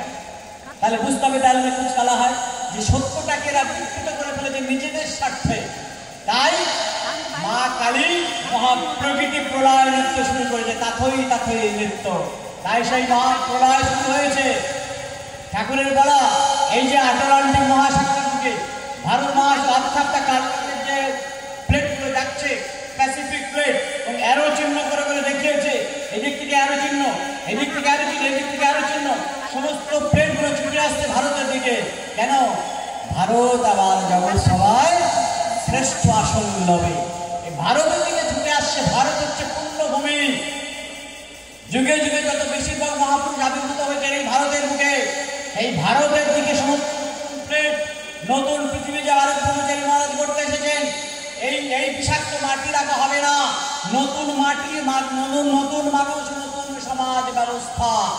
এই ঘুণ ধরা সমাজ ব্যবস্থা থাকবে না। তার কারণ আমরা মানুষ, সৃষ্টির শ্রেষ্ঠ জীব মানুষ, আমাদের মেরুদণ্ডে ঘুণ ধরে গেছে। ঠিক বলেছি না ভুল বলেছি? আমাদের মেরুদণ্ডে ঘুণ ধরে গেছে। এই মানুষগুলোকে দিয়ে আগামী জেনারেশন থাকতে পারে না। তাই নতুন মানুষ, নতুন সমাজ, নতুন পৃথিবী, নতুন মাটি তৈরি হবে। এবং আবার বিজ্ঞানীরা বলছে যে প্যানজিয়া, প্রথম পৃথিবীর সৃষ্টির মূলে যে প্রথম একটাই ভূখণ্ড ছিল, এই একটাই ভূখণ্ড হবে। সমস্ত প্লেটগুলো একটা জায়গায় আসার চেষ্টা করছে, আবার সেই প্যানজিয়া রূপ নিতে চাইছে। তাহলে আমরা কি ধরে নিতে পারি? যে আজকে খণ্ড খণ্ড দল এত সম্প্রদায়, এগুলো কোনোটার অস্তিত্ব থাকবে না। কেন না, যিনি যুগ বিবর্তনকারী পুরুষ, যিনি পৃথিবীর বুকে এসেছেন নতুন যুগ প্রবর্তন করার জন্য, নতুন পৃথিবী, এই কলিযুগ থাকবে না। সাইক্লিক অর্ডার, সত্য তেতা দাপর কলি আবার সত্য, সত্য তেতা দাপর কলি আবার সত্য, রবি সোম মঙ্গল বৃহস্পতি শুক্র শনি আবার রবি, সোম মঙ্গল বুধ বৃহস্পতি শুক্র শনি আবার রবি। এই যে সাইক্লিক অর্ডারের মধ্যে ঘুরছে, জোয়ার ভাটা, আলো অন্ধকার, এই যে চিরন্তন শাশ্বত প্রকৃতির বিধান, সেই বিশ্ব বিধান অনুযায়ী গোটা পৃথিবী আজকে তমসাচ্ছন্ন, অন্ধকারাচ্ছন্ন। গোটা পৃথিবীতে আজকে অশান্তির আগুন জ্বলে উঠেছে, রক্তের হোলি খেলা চলছে। এই অশান্তির পৃথিবী থাকবে না, এই পৃথিবী আবার শান্ত হবে, এই মানুষ আবার শান্ত হবে। যে কটা মানুষ থাকবে তারা ধর্মনিষ্ঠ, ন্যায়নিষ্ঠ, সত্যনিষ্ঠ, কর্তব্যনিষ্ঠ। ঠাকুর বলে রেখেছেন যে আগামী পৃথিবীতে তারাই থাকবে যারা কেবলমাত্র, সে যে কোনো ধর্ম হতে পারে, যে কোনো সম্প্রদায় হতে পারে, প্রত্যেক ধর্ম সম্প্রদায়ের মধ্যে কিছু ভালো মানুষ আছে, তারা আছে বলে সেই সম্প্রদায়গুলো টিকে আছে। সেই খাঁটি মানুষগুলোকে ছেঁকে নিয়ে, সাম্যবাদের চাকরিতে ছেঁকে গোটা পৃথিবীর বুক থেকে স্থলে যারা ধর্মনিষ্ঠ, সত্যনিষ্ঠ, ন্যায়নিষ্ঠ, কর্তব্যনিষ্ঠ মানুষগুলোকে বেছে নিয়ে বাকি ওরাগুলোকে কি করেন, বাদ দিয়ে দেন তো, স্থলের ধানগুলো গোলায় তোলেন, স্থলের ধানগুলো গোলায় তোলা হবে, বাকি ওরা সব উড়ে যাবে, হাওয়ায় উড়ে যাবে। এই যে সাইক্লোন, ঝড় ঝঞ্ঝা, ভূমিকম্প সব ভ্যানিশ হয়ে যাবে, অস্তিত্ব থাকবে না। নতুন মানুষ, নতুন পৃথিবী। তারই জন্য এসছেন বালক ব্রহ্মচারী মহারাজ, তারই জন্য দিয়েছেন এই রাবণের নাম কীর্তন। এই আজ আর্থিক বিপ্লবের মাধ্যমে তিনি যে এতদিন ভক্তপ্রাণ মানুষগুলোকে রক্ষা করে চলেছেন, এই আর্থিক বিপ্লবের সাথে সাথে আমাদের দ্বিতীয় কাজ হবে, আমাদের দ্বিতীয় কাজ, দ্বিতীয় ধাপ হচ্ছে এই আর্থিক পরিবর্তনের সঙ্গে সঙ্গে আমাদের দ্বিতীয় কাজ হলো কি, এই যে বিশ্বের সাম্যবাদের তত্ত্ব, বিশ্বজনীন মতবাদ, হত্যা নয় ভালোবাসা, হিংসা নয় প্রেম, দেওয়ানো আদান প্রদান সব প্রেম সহবস্থায় জীবন কাটাও, এই পৃথিবী স্বর্গে পরিণত হবে, আলাদা করে স্বর্গের চিন্তা করতে হবে না। এত বড় বিশ্বজনীন তত্ত্ব কেস নিয়েছে আজ পর্যন্ত অনলি ওয়ান পার্সন, বালক ব্রহ্মচারী মহারাজ, যিনি কলিযুগের কলকি অবতার, এই সেই ইমাম মেহেদী, এই সেই কলকি অবতার, এই সেই মাহদী মীর, যিনি এসেছেন কলিযুগের কলিযুগ বিবর্তনকারী পুরুষ হিসাবে। তার জন্য তিনি শিশু বয়স থেকে ঘোষণা করেছেন, বাবুই আমি এসেছি, এসেছি মহাকালের মা রুদ্ররূপে, আমি ভগবান অবতার সাজতে আসিনি, আমি এসেছি শয়তান পেটাতে, শয়তানের বীজ বন্ধকে উপড়ে ফেলতে। এত বড় ইতিহাস,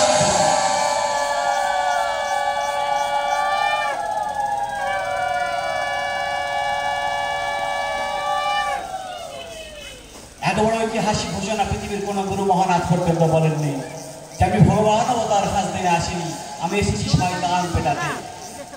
তাই আমাকে যদি কেউ ভগবান বলে আমার রাগ হয়, আমাকে ঠাকুর বলে রাগ হয়, আমি তোমাদের বাপ বেটা বেটি সম্পর্ক করে নিয়েছি, আমি এসেছি তোমাদেরই ভালোর জন্য। অথচ কি দুর্ভাগ্য আমাদের, দাঁত থাকতে আমরা দাঁতের মর্যাদা যেমন দেই না, যত মহাপুরুষ পৃথিবীর বুকে এসেছে তারা আমাদের ভালোর জন্যই আসেন, আমাদেরকে সঠিক রাস্তা দেখানোর জন্য আসেন, কিন্তু তাদেরকে আমরা গুরুত্ব দিই না। চলে গেলে তখন আমরা গুরুত্ব দিই। বালক ব্রহ্মচারী মহারাজ ভণ্ড, বুঝলুক, আমরা তাকে ক্ষেত্রে স্বীকার করে নিলাম। আচ্ছা, যীশু খ্রিস্ট কি অপরাধ করেছিল? ভগবান কৃষ্ণ কি অপরাধ করেছিল? কেন তাকে শিশু বয়স থেকে মারবার জন্য পুতনাকে স্থলে বিষ নাকি পাঠানো হয়েছে? কেন ভগবান কৃষ্ণ কি অপরাধ, শিশু কৃষ্ণ কি অপরাধ করতে গেছে?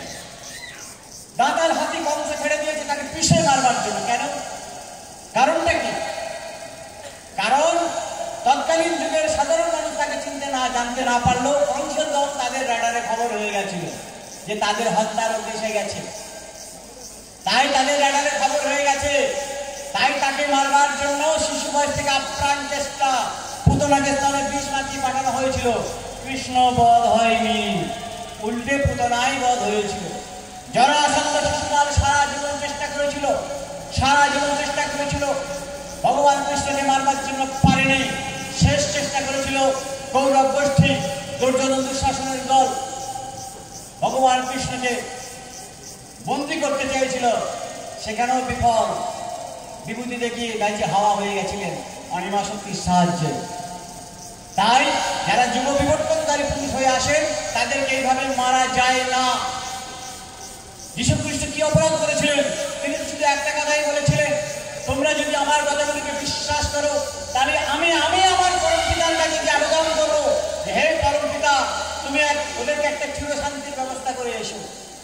রাজন্যবর্গদের চোখে ঘুম ছুটে গেল যে যিশু রাজা হতে চাইছে।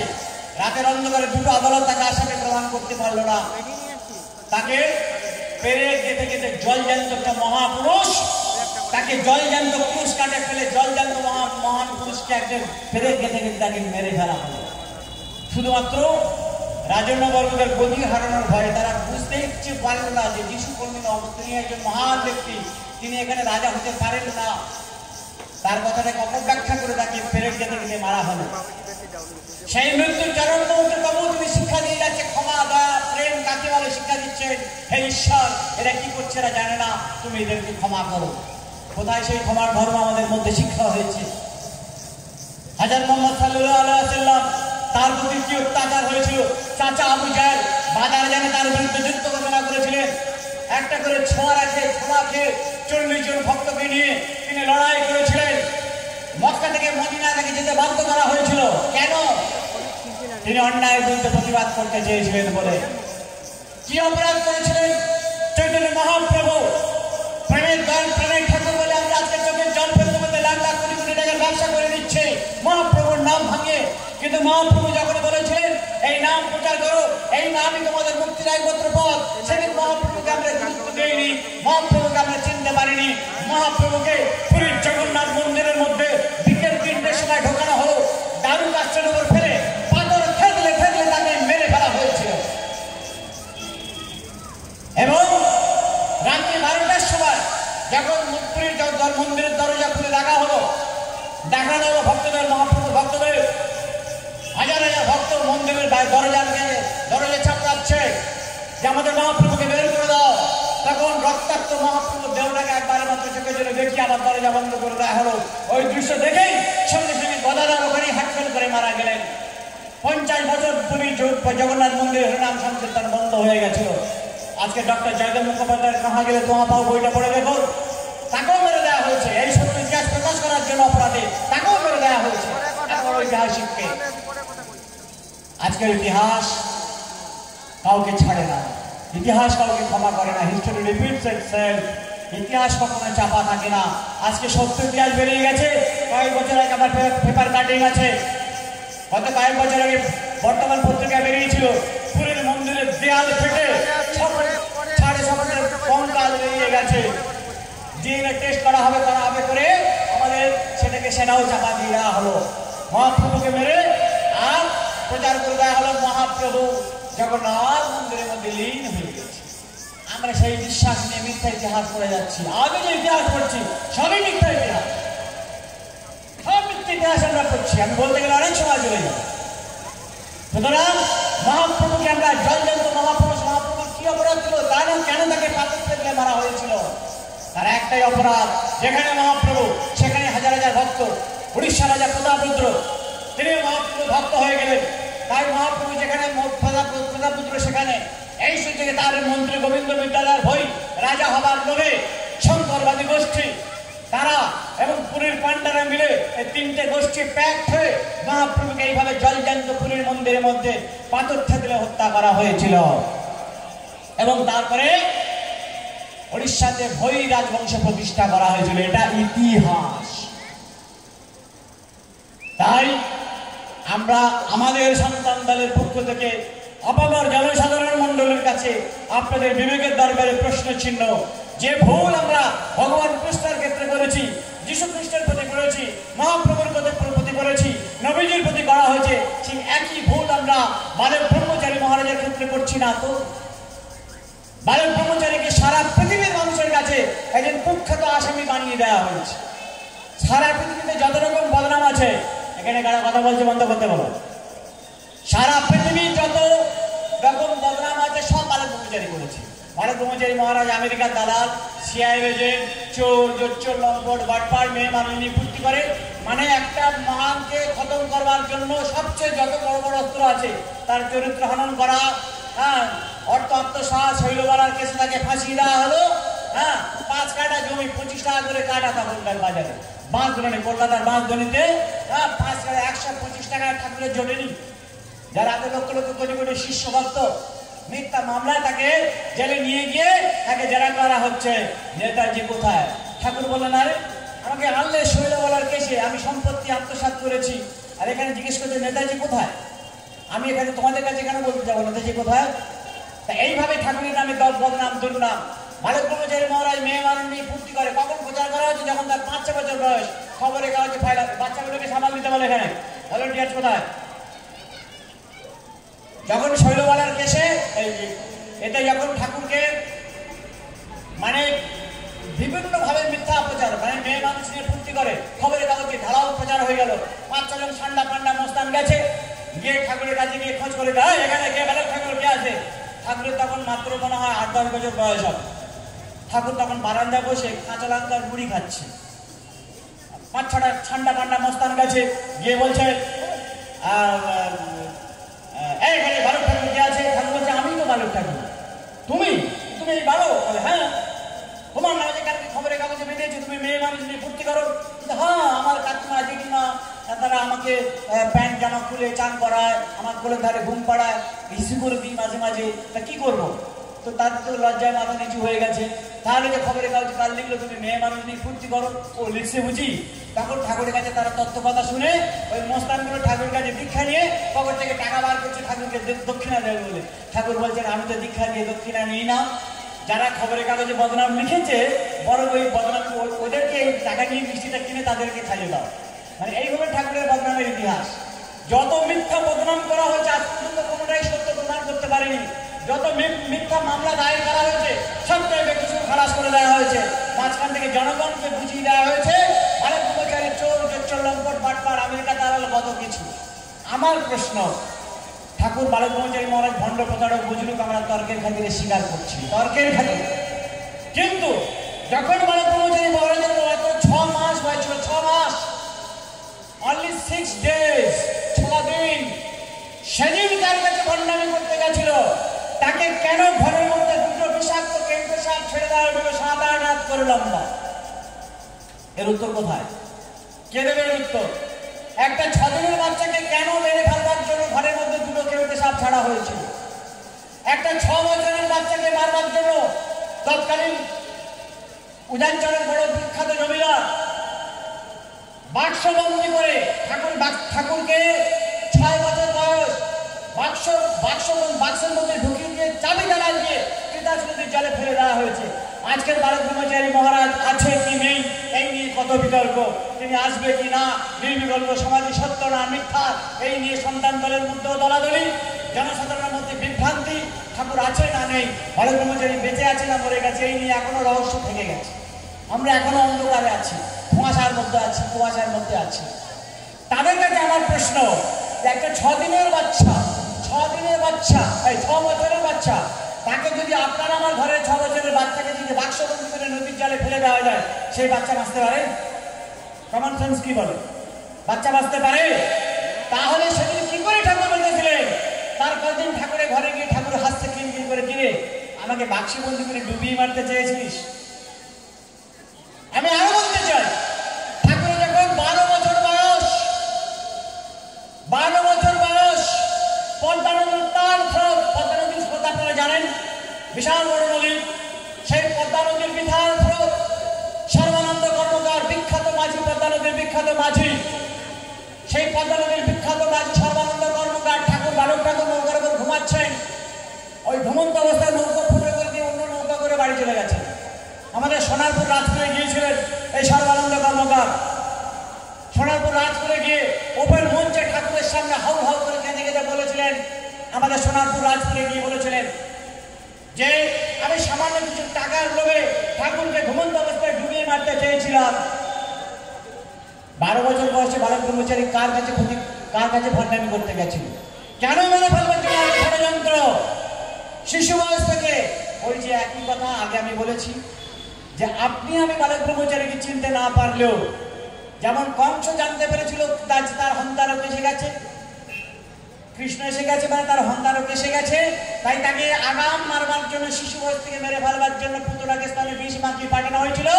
Same as it is as বালক ব্রহ্মচারী মহারাজকে মারবার জন্য এই বাংলা নয়, ভারতবর্ষ নয়, বর্তমান পৃথিবীর বড় বড় কর্ণধার, এই যুগের যারা কংস, এই যুগের যারা কৌরব গোষ্ঠী, এই যুগের যারা রাক্ষসের দল, এই যুগের যারা তাদের চূড়ান্ত মূর্ত প্রতীক যারা, তাদের রেডারে খবর হয়ে গেছে যে তাদের হত্যারও এসে গেছে, তাই বালক ব্রহ্মচারীকে খতম করো, নাহলে আমাদেরকে ধ্বংস করে দেবে, আমাদেরকে শেষ করে দেবে। আমরা যে ধর্মের নামে ব্যবসা করে খাচ্ছি, রাজনীতির নামে লুটে পুটে খাচ্ছি দেশটাকে, দেশটা আমাদের প্রাইভেট লিমিটেড কনসার্ন, আমরা যেভাবে চালাবো সেইভাবে চলবো, আমরা যেভাবে বলবো মানুষ সেইভাবে চলবে, দেশটা আমাদের পৈতৃক সম্পত্তি। যারা রাজনীতির ব্যবসা করে খাচ্ছে, ধর্মের নামে ব্যবসা করে খাচ্ছে, তাদের রাডারে আগে খবর হয়ে গেছে, তাদের হত্যারও এসে গেছে। অতএব খতম করো বালক ব্রহ্মচারীকে, নিঃশেষ করে যাও বালক ব্রহ্মচারীকে। তাই শিশু বয়স থেকে মেরে ফেলবার জন্য এত ষড়যন্ত্র। তাতেও যখন শিশু বয়স থেকে মারতে পারলো না, ঠাকুরের পায়ে প্রণাম করার নাম করে যে পটাশিয়াম সাইনাইড বিষ, পৃথিবীর সব থেকে শ্রেষ্ঠ বিষ, সেই পটাশিয়াম সাইনাইড বিষ মানুষের স্কিনে টাচ করলে উইদিন সেকেন্ডে মানুষ মারা যায়। সেই পটাশিয়াম সাইনাইড বিষ ঠাকুরের পায়ে প্রণাম করার নাম করে পায়ের মধ্যে ইনজেক্ট করে দেওয়া হয়েছে। অন্তর্যামী সবই জানেন। পায়ে মোটা পিঁপড়ে কামড়েছে বলে হাত তুলে দিলেন, কাউকে ধরা দিলেন না, ভক্তরা ভয় পেয়ে যাবে বলে। তার 2-4 দিন পরে বলছেন, জানিস সেদিন এক ভক্ত আমাকে প্রণাম করে নাম করা পায়ে পটাশিয়াম সাইনাইড বিষ ইনজেকশন ঢুকিয়ে দিয়েছে। কেন তাকে মারার এত ষড়যন্ত্র কেন? একটাই কারণ, এই যুগের কংসের দল, তাদের রাডারে খবর হয়ে গেছে যে তাদের দিন শেষ হয়ে আসছে। তাই হটাও বালক ব্রহ্মচারীকে, খতম করো বালক ব্রহ্মচারীকে। এই ষড়যন্ত্র দিনের পর দিন কলকাতার বুকে 3-3টে মঞ্চ, হাওড়া ময়দান, হাজরা ময়দান, দোষপ্রিয় পার্কের ময়দান, 3-3টে জায়গায় ওপেন স্টেজের নিচে টাইম বোমে রাখা হয়েছে।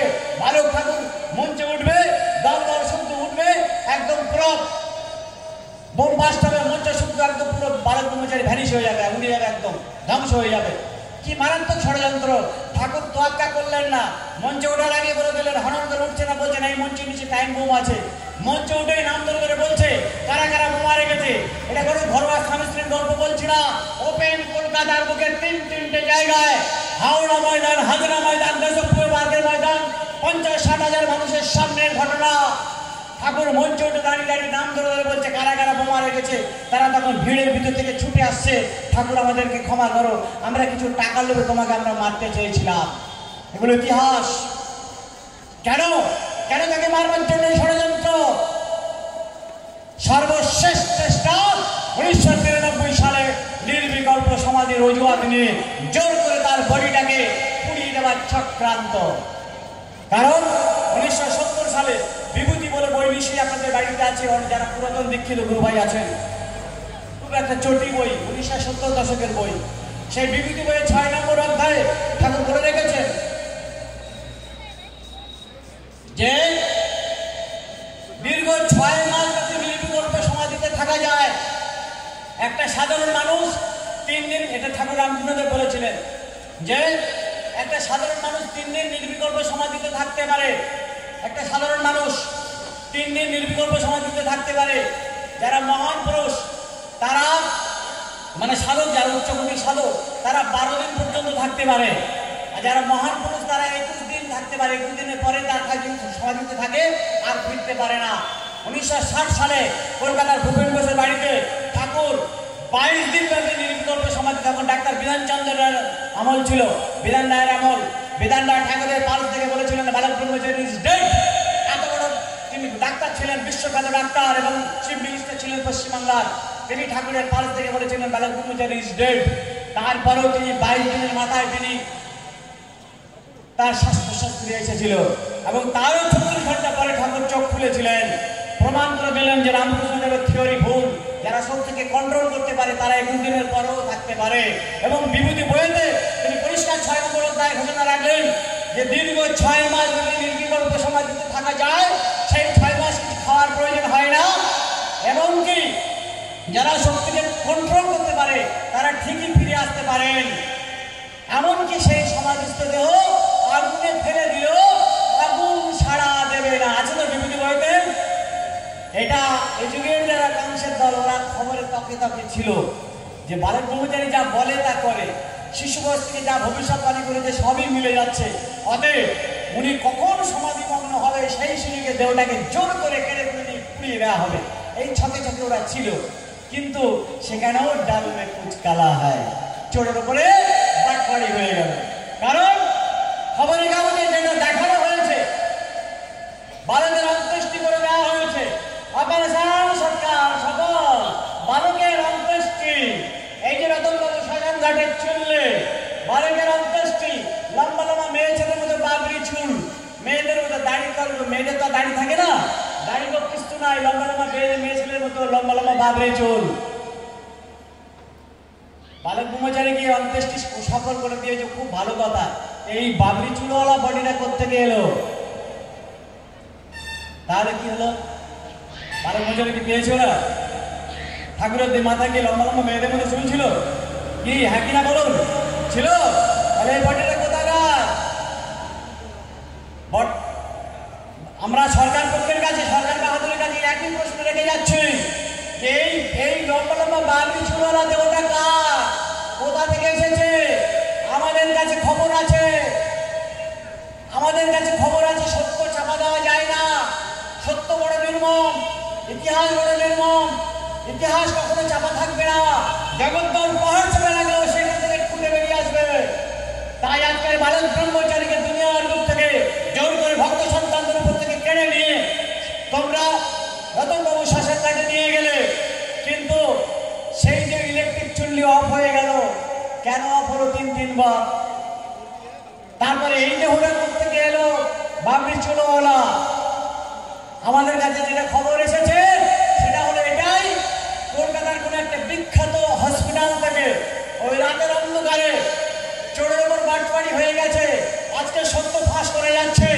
আপনারা আমাকে সমালোচনা করলে আমার কিচ্ছু যায় আসে না, আমাকে মেলে ফেলুন, তাহলে আমার জন্য কাঁদবার কেউ নেই। আমি মৃত্যু বর্ণনা করি না, কারণ বালক ব্রহ্মচারী মহারাজ বলেছেন তারা যারা ভক্ত শিষ্য আছেন তারা নিশ্চয়ই শপথ করেছেন। ঠাকুর প্রত্যেকটা মিটিংয়ে শেষে তিনি প্রত্যেকটা সন্তানকে জিজ্ঞাসা করতেন যে তোমরা দীক্ষা নিলে দক্ষিণা দাও, দক্ষিণা তোমাদের দিতে হবে, রক্ত দক্ষিণা বড় পারবে দেবে। আমরা হাজার হাজার ভাই বোন হাত তুলে বলছিলেন হ্যাঁ বাবা পারবো, আজকে আপনারা ভুলে যাবেন।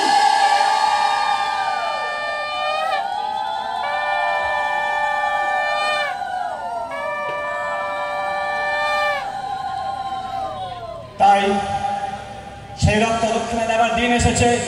তোমরা রতনবাবু শ্মশান ঘাটে যে অন্ত্যেষ্টি করতে চেয়েছো, যে মহিলার একটা পচা লাশকে নিয়ে তোমরা বালক ব্রহ্মচারীর লাশ বলে চালাতে চেয়েছো, শোনা যায়, সত্য মিথ্যা জানি না, কলকাতার একটা কোনো নামি দামি হসপিটাল থেকে, অনেকে বলছে নাকি আরজিকর হসপিটাল থেকে, যাই হোক যেই হসপিটাল থেকে হোক না কেন, তোমরা একটা পচা মহিলার লাশ নিয়ে বালক ব্রহ্মচারী দেব বলে প্রচার করে ঢাক ঢোল পিছিয়ে প্রচার করেছিলে।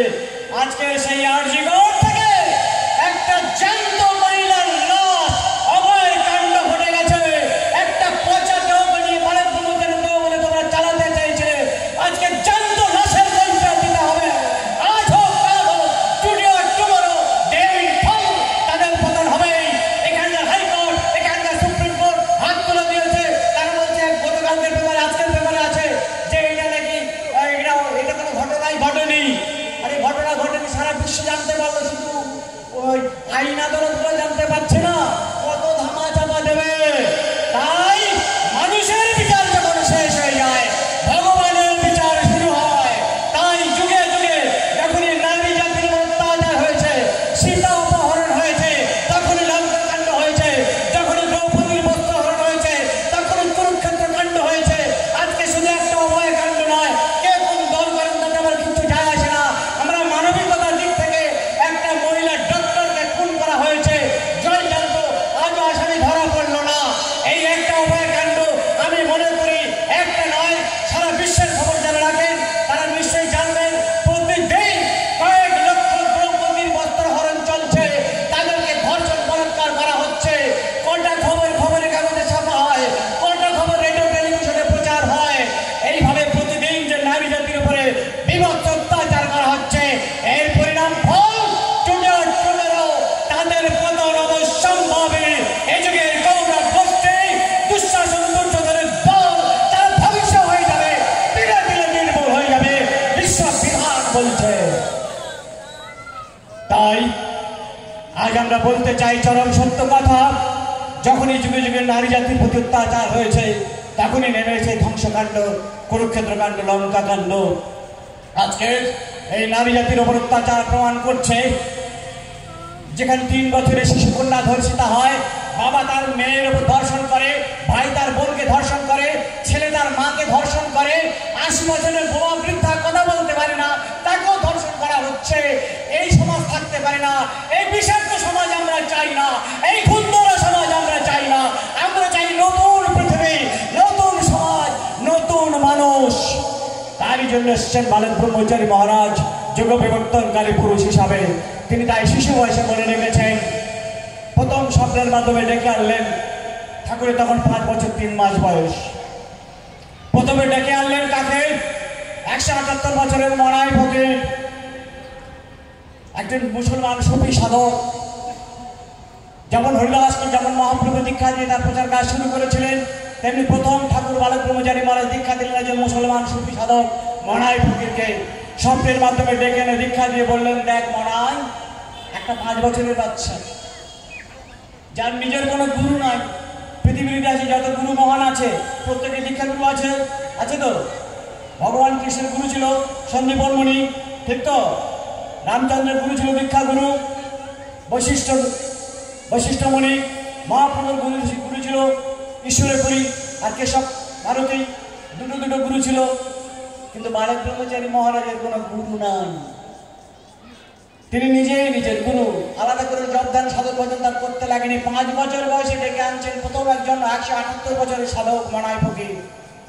তাকে ডেকে এনে দীক্ষা দিয়ে বলছেন, স্বপ্নের মাধ্যমে ডেকে এনে দীক্ষা দিয়ে বলছেন, দেখ মনাই, আমি সব ঘরের দেয়াল ভেঙে দিয়ে যাব, সব সীমানার গণ্ডি মুছে দিয়ে যাব, সারা পৃথিবীতে এক ঘর এক পরিবার বানাবো। বয়োজ্যেষ্ঠ যারা ছিলেন তারা বুঝতে পারতেন না যে কে বালক কি বলতে চায়, কিছুই বুঝতে পারছে না। কলকাতার বেলেঘাটা 46তম জন্মোৎসব হচ্ছে পরম পিতা, সেখানে আরো পরিষ্কার ব্যাখ্যা দিয়ে বললেন, খণ্ড জাতি খণ্ড নীতি আমি রাখবো না, সারা পৃথিবীতে এক ধর্ম হবে, এক জাতি হবে, এক নীতি হবে। যদি প্রয়োজন হয় 16 দশনা ধ্বংস করতে হয় তাও করে যাবো, তবু আমি আমার জীবদ্দশায় এই পৃথিবীকে বেদের যুগ সত্য যুগ প্রতিষ্ঠা করে দিয়ে যাবোই যাবো। তাই জন্য সৃষ্টি করেছে আমার এই ঐতিহাসিক সন্তান দল সন্তান বাহিনী। রাষ্ট্রনায়কদের চোখে ঘুম ছুটে গেল। সর্বনাশ! যে বালক ব্রহ্মচারীকে মারবার জন্য শিশু বয়স থেকে এত চক্রান্ত করা হলো, তাকে মারতে পারলাম না। উল্টে লাখের পর লাখ ছাপিয়ে 25 বার কোটি, 8 কোটি 10 কোটি শিষ্য বালক ব্রহ্মচারী, তার ভক্ত সন্তান সারা বিশ্বের থেকে ঢল নামছে। অতএব আটকাও বালক ব্রহ্মচারীকে, খতম করো বালক ব্রহ্মচারীকে। তার জন্য ওরা সহ্য করতে পারলো না, ওরা অপেক্ষায় ছিল কিভাবে খতম করা যায়। কিন্তু যারা যুগ বিবর্তনকারী পুরুষ হয়ে আসে তাদেরকে এইভাবে খতম করা যায় না। ভগবান কৃষ্ণকে মারবার অনেক চক্রান্ত হয়েছিল, পারেনি। সেই ভগবানের যখন কাজ শেষ, কৌরব গোষ্ঠী নিধন শেষ, ধর্মরাজ্যের প্রতিষ্ঠা শেষ, যে স্বেচ্ছায় সময়টা একটা ভেদের তীরে মৃত্যুবরণ করেছিলেন। ভগবান রামচন্দ্রকে মারবার জন্য তারকা রাক্ষস থেকে শুরু করে বড় বড় দৈত্য দানবকে ছেড়ে দেওয়া হয়েছিল। রাবণ, কুম্ভকর্ণ, মেঘনাদ প্রচুর চেষ্টা করেছিল রামচন্দ্র রাম লক্ষ্মণকে শিশু বয়স থেকে মারবার জন্য। শেষবারে রাবণ শেষ চেষ্টা করেছিল রামচন্দ্রকে মারবার জন্য, কিন্তু পারেনি। সেই রামচন্দ্র যখন কাজ শেষ, রাক্ষসকুল নিধন শেষ হয়ে গেল, রাম রাজ্য প্রতিষ্ঠা হয়ে গেল, নিজেই গঙ্গায় ঝাঁপ দিয়েছিলেন। তাই যারা যুগ বিবর্তনকারী পুরুষ হয়ে আসে তাদেরকে এইভাবে মারা যায় না। তেমনি বালক ব্রহ্মচারী মহারাজ শুনে রাখুন, পরিষ্কার কান খুলে শুনে রাখুন, এখানে কোনো দল সম্প্রদায় তৈরি করে চলে যাবার জন্য আসেননি। তিনি বারবার বলে রেখেছেন, আমি এখানে কোনো দল গোষ্ঠী সম্প্রদায় তৈরি করবার জন্য আসিনি। আমি সারা বিশ্বকে এক ঘর এক বিশ্ব পরিবার এক সমাজ ব্যবস্থা রাষ্ট্র ব্যবস্থা প্রবর্তন করে দিয়ে তবেই আমি যাব। কড়া যাবক সন্তান দলের মুখপত্র পড়ে দেখবেন, সেখানে ঠাকুর পরিষ্কার বলে রেখেছেন যে পৃথিবীর ইতিহাসে কেউ কাজ শেষ করে যেতে পারেনি। আমি শেষ কাজটি শেষ করে দিয়ে যেতে আছে না কড়া আছে তো, আমি শেষ কাজটি শেষ করে দিয়ে যেতে চাই। বিপ্লব কাকে বলে আমি দেখিয়ে দিয়ে যাবো, আছে না কড়া যাবকে? বিপ্লব কাকে বলে আমি দেখিয়ে দিয়ে যাব। তাই বালক ব্রহ্মচারী মহারাজ যতক্ষণ না এক জাতি এক সমাজ ব্যবস্থা প্রবর্তন করবেন তার আগ পর্যন্ত তাকে খতম করা যায়নি এবং যাবেও না, যতক্ষণ না এক জাতি এক নীতি এক সমাজ ব্যবস্থা প্রবর্তন করবেন। তার জন্য 93 সালে নির্বিকল্প সমাধির অজুহাত নিয়ে আজকে যদি তিনি ইন্ডিয়া থেকে বসে বলতেন আমেরিকা সরকারের কাছে যে আমাকে পাসপোর্ট ভিসা দাও, আমি বেদভিত্তিক সাম্যবাদ প্রচার করতে যাবো, আমেরিকা পারমিশন দেবে? রাশিয়া দেবে? চীন দেবে? আরব দেবে? কোন দেশ দেবে? কিন্তু এখন তো বালক ব্রহ্মচারী মরে গেছে, ভূত বালক ব্রহ্মচারী, এখন তার পাসপোর্ট ভিসার ঝামেলা নেই। তাকে তো শুধু বাংলায় পড়ে থাকলে হবে না, প্রত্যেক যোগবাতারে কাজের 4টে অধ্যায় থাকে। একটা হচ্ছে জন্মস্থান, তারপরে ভক্তলীলা, তারপরে বাহিনী গঠন, ধর্মযুদ্ধ। ভগবান শ্রীকৃষ্ণ শ্রীরামচন্দ্র কোথায় জন্মগ্রহণ করেছিলেন?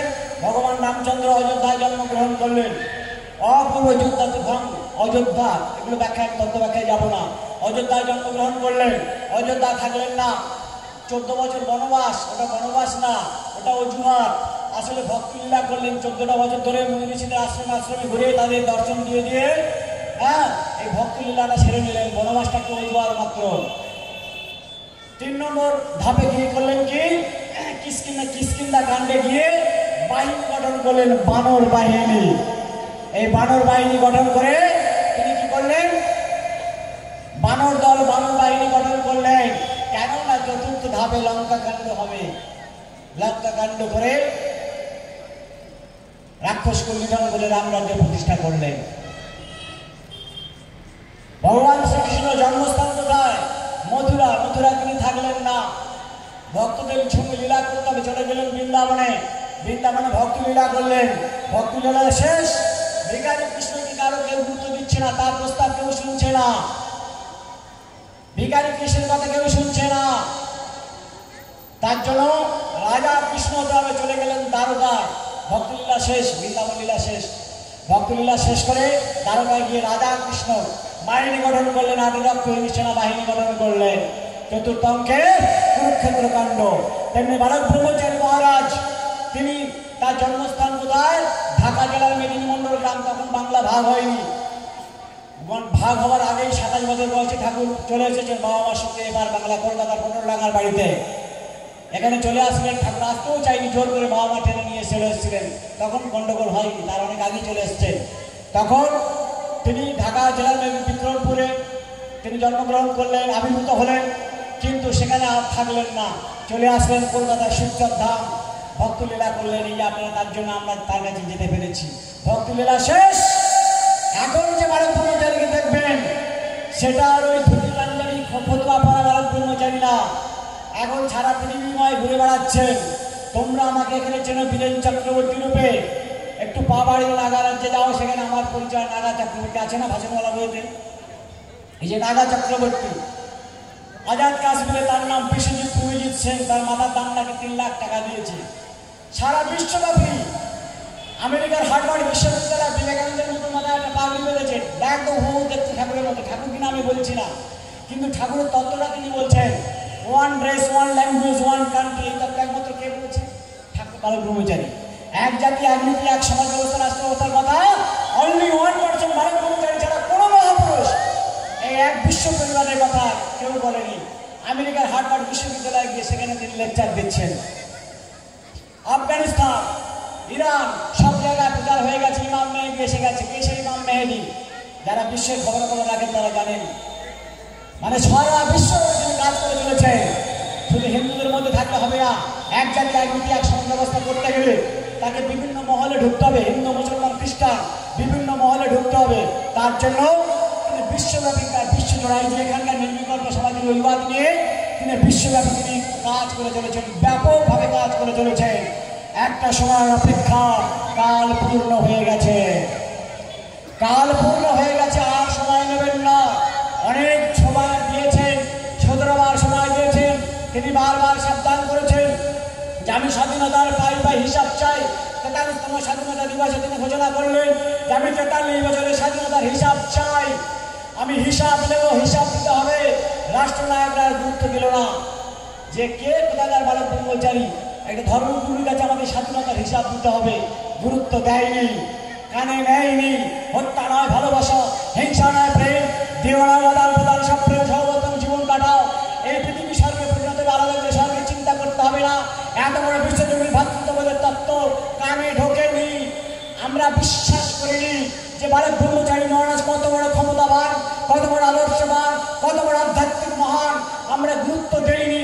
আজকের আমরা সন্তান দলের বালক সহকর্মীরা যখন জনগণের সামনে প্রচার করছি তখন আমাদের ঘুম ভাঙছে, তখন আমাদের টনক নড়ছে যে সন্তান দল যা বলতো অক্ষর অক্ষরে মিলে যাচ্ছে। বালক ব্রহ্মচারী মহারাজের সন্তানেরা দিকে দিকে প্রচার করেছে, বিশ্বের রাজনীতিতে দাবার খেলা চলছে, ভারতের আকাশে বাজ পাখি উঠছে, কখন যে ছোঁ মেরে নিয়ে যাবে বলা যায় না। নেতারা হাই হাই করে বলবে কি হলো কি হলো, হলো একটাই, ভারতকে রক্ষা করা গেল না। আজকে ভারতের আকাশে বাজ পাখি উঠছে, হ্যাঁ কি না? বাজ পাখি উঠছে ভারতের আকাশে, ছোঁ মেরে নিয়ে যাবে কখন, নেতারা হাই হাই করবে, হাত ফেল করে মরবে। অলরেডি সুইচ ব্যাংক দেউলিয়া হয়ে গেছে। যে ব্ল্যাক মানিগুলো জমা রেখেছিল না, কুইন্টাল কুইন্টাল হিরে সোনা রূপো সব হাফিজ কোথায় কারা হাইজ্যাক করেছে হদিস পাচ্ছে না, ব্যাকেটে বাকিটা ড্যাশ ড্যাশ ড্যাশ। আপনারা খবর নিয়ে দেখবেন, এগুলো খবরের কাগজের কথা। কোথায় গেল?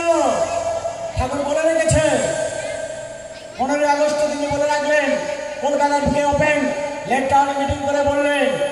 ঠাকুর যখন বক্তব্য দিচ্ছেন তখন দুতলা তিনতলা চারতলার উপরে ঝুল বারান্দায় বসে জনগণ যারা ঠাকুরের বক্তব্য শুনছে, রাস্তার মাঝখানে মিটিং হয়েছিল লেক টাউনে, ঠাকুর লেক টাউনের বাড়ির সামনে মিটিং হয়েছিল রাস্তার উপরে, দুতলা তিনতলা চারতলার উপরে ঝুল বারান্দায় বসে কোন টিটকিরি করছে, বালক ব্রহ্মচারীর বক্তব্য শুনছে।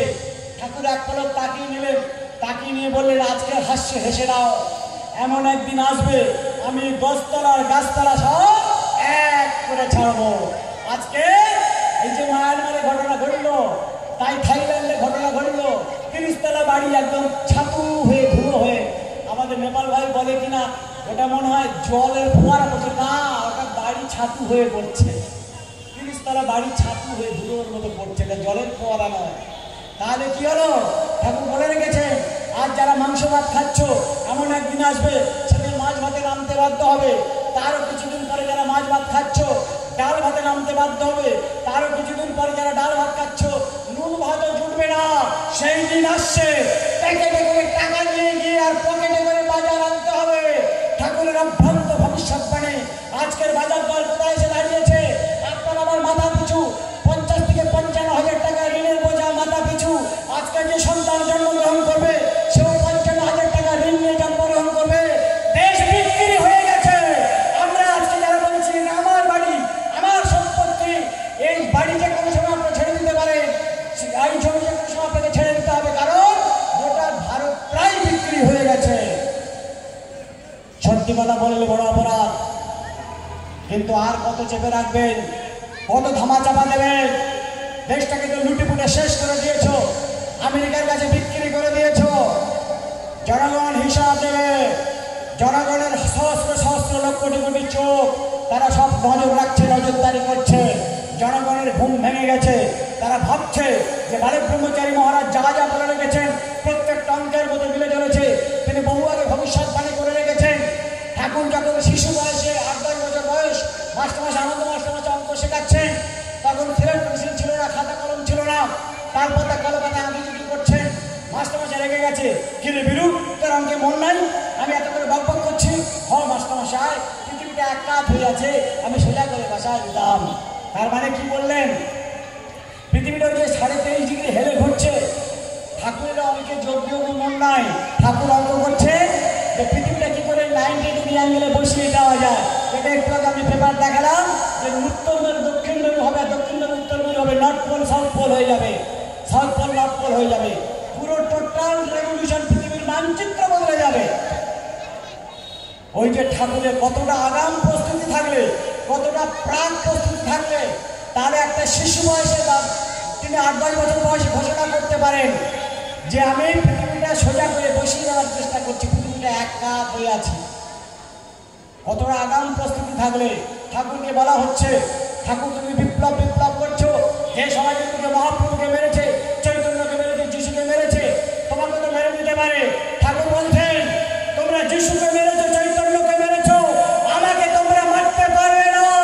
আমি আইন কানুন জেনেই নেমেছি, আমি আট ঘাট বেঁধেই নেমেছি, আমি মহাকাশের অব্যর্থ বুলেট, আমাকে তোমরা কেউ মারতে পারবে না।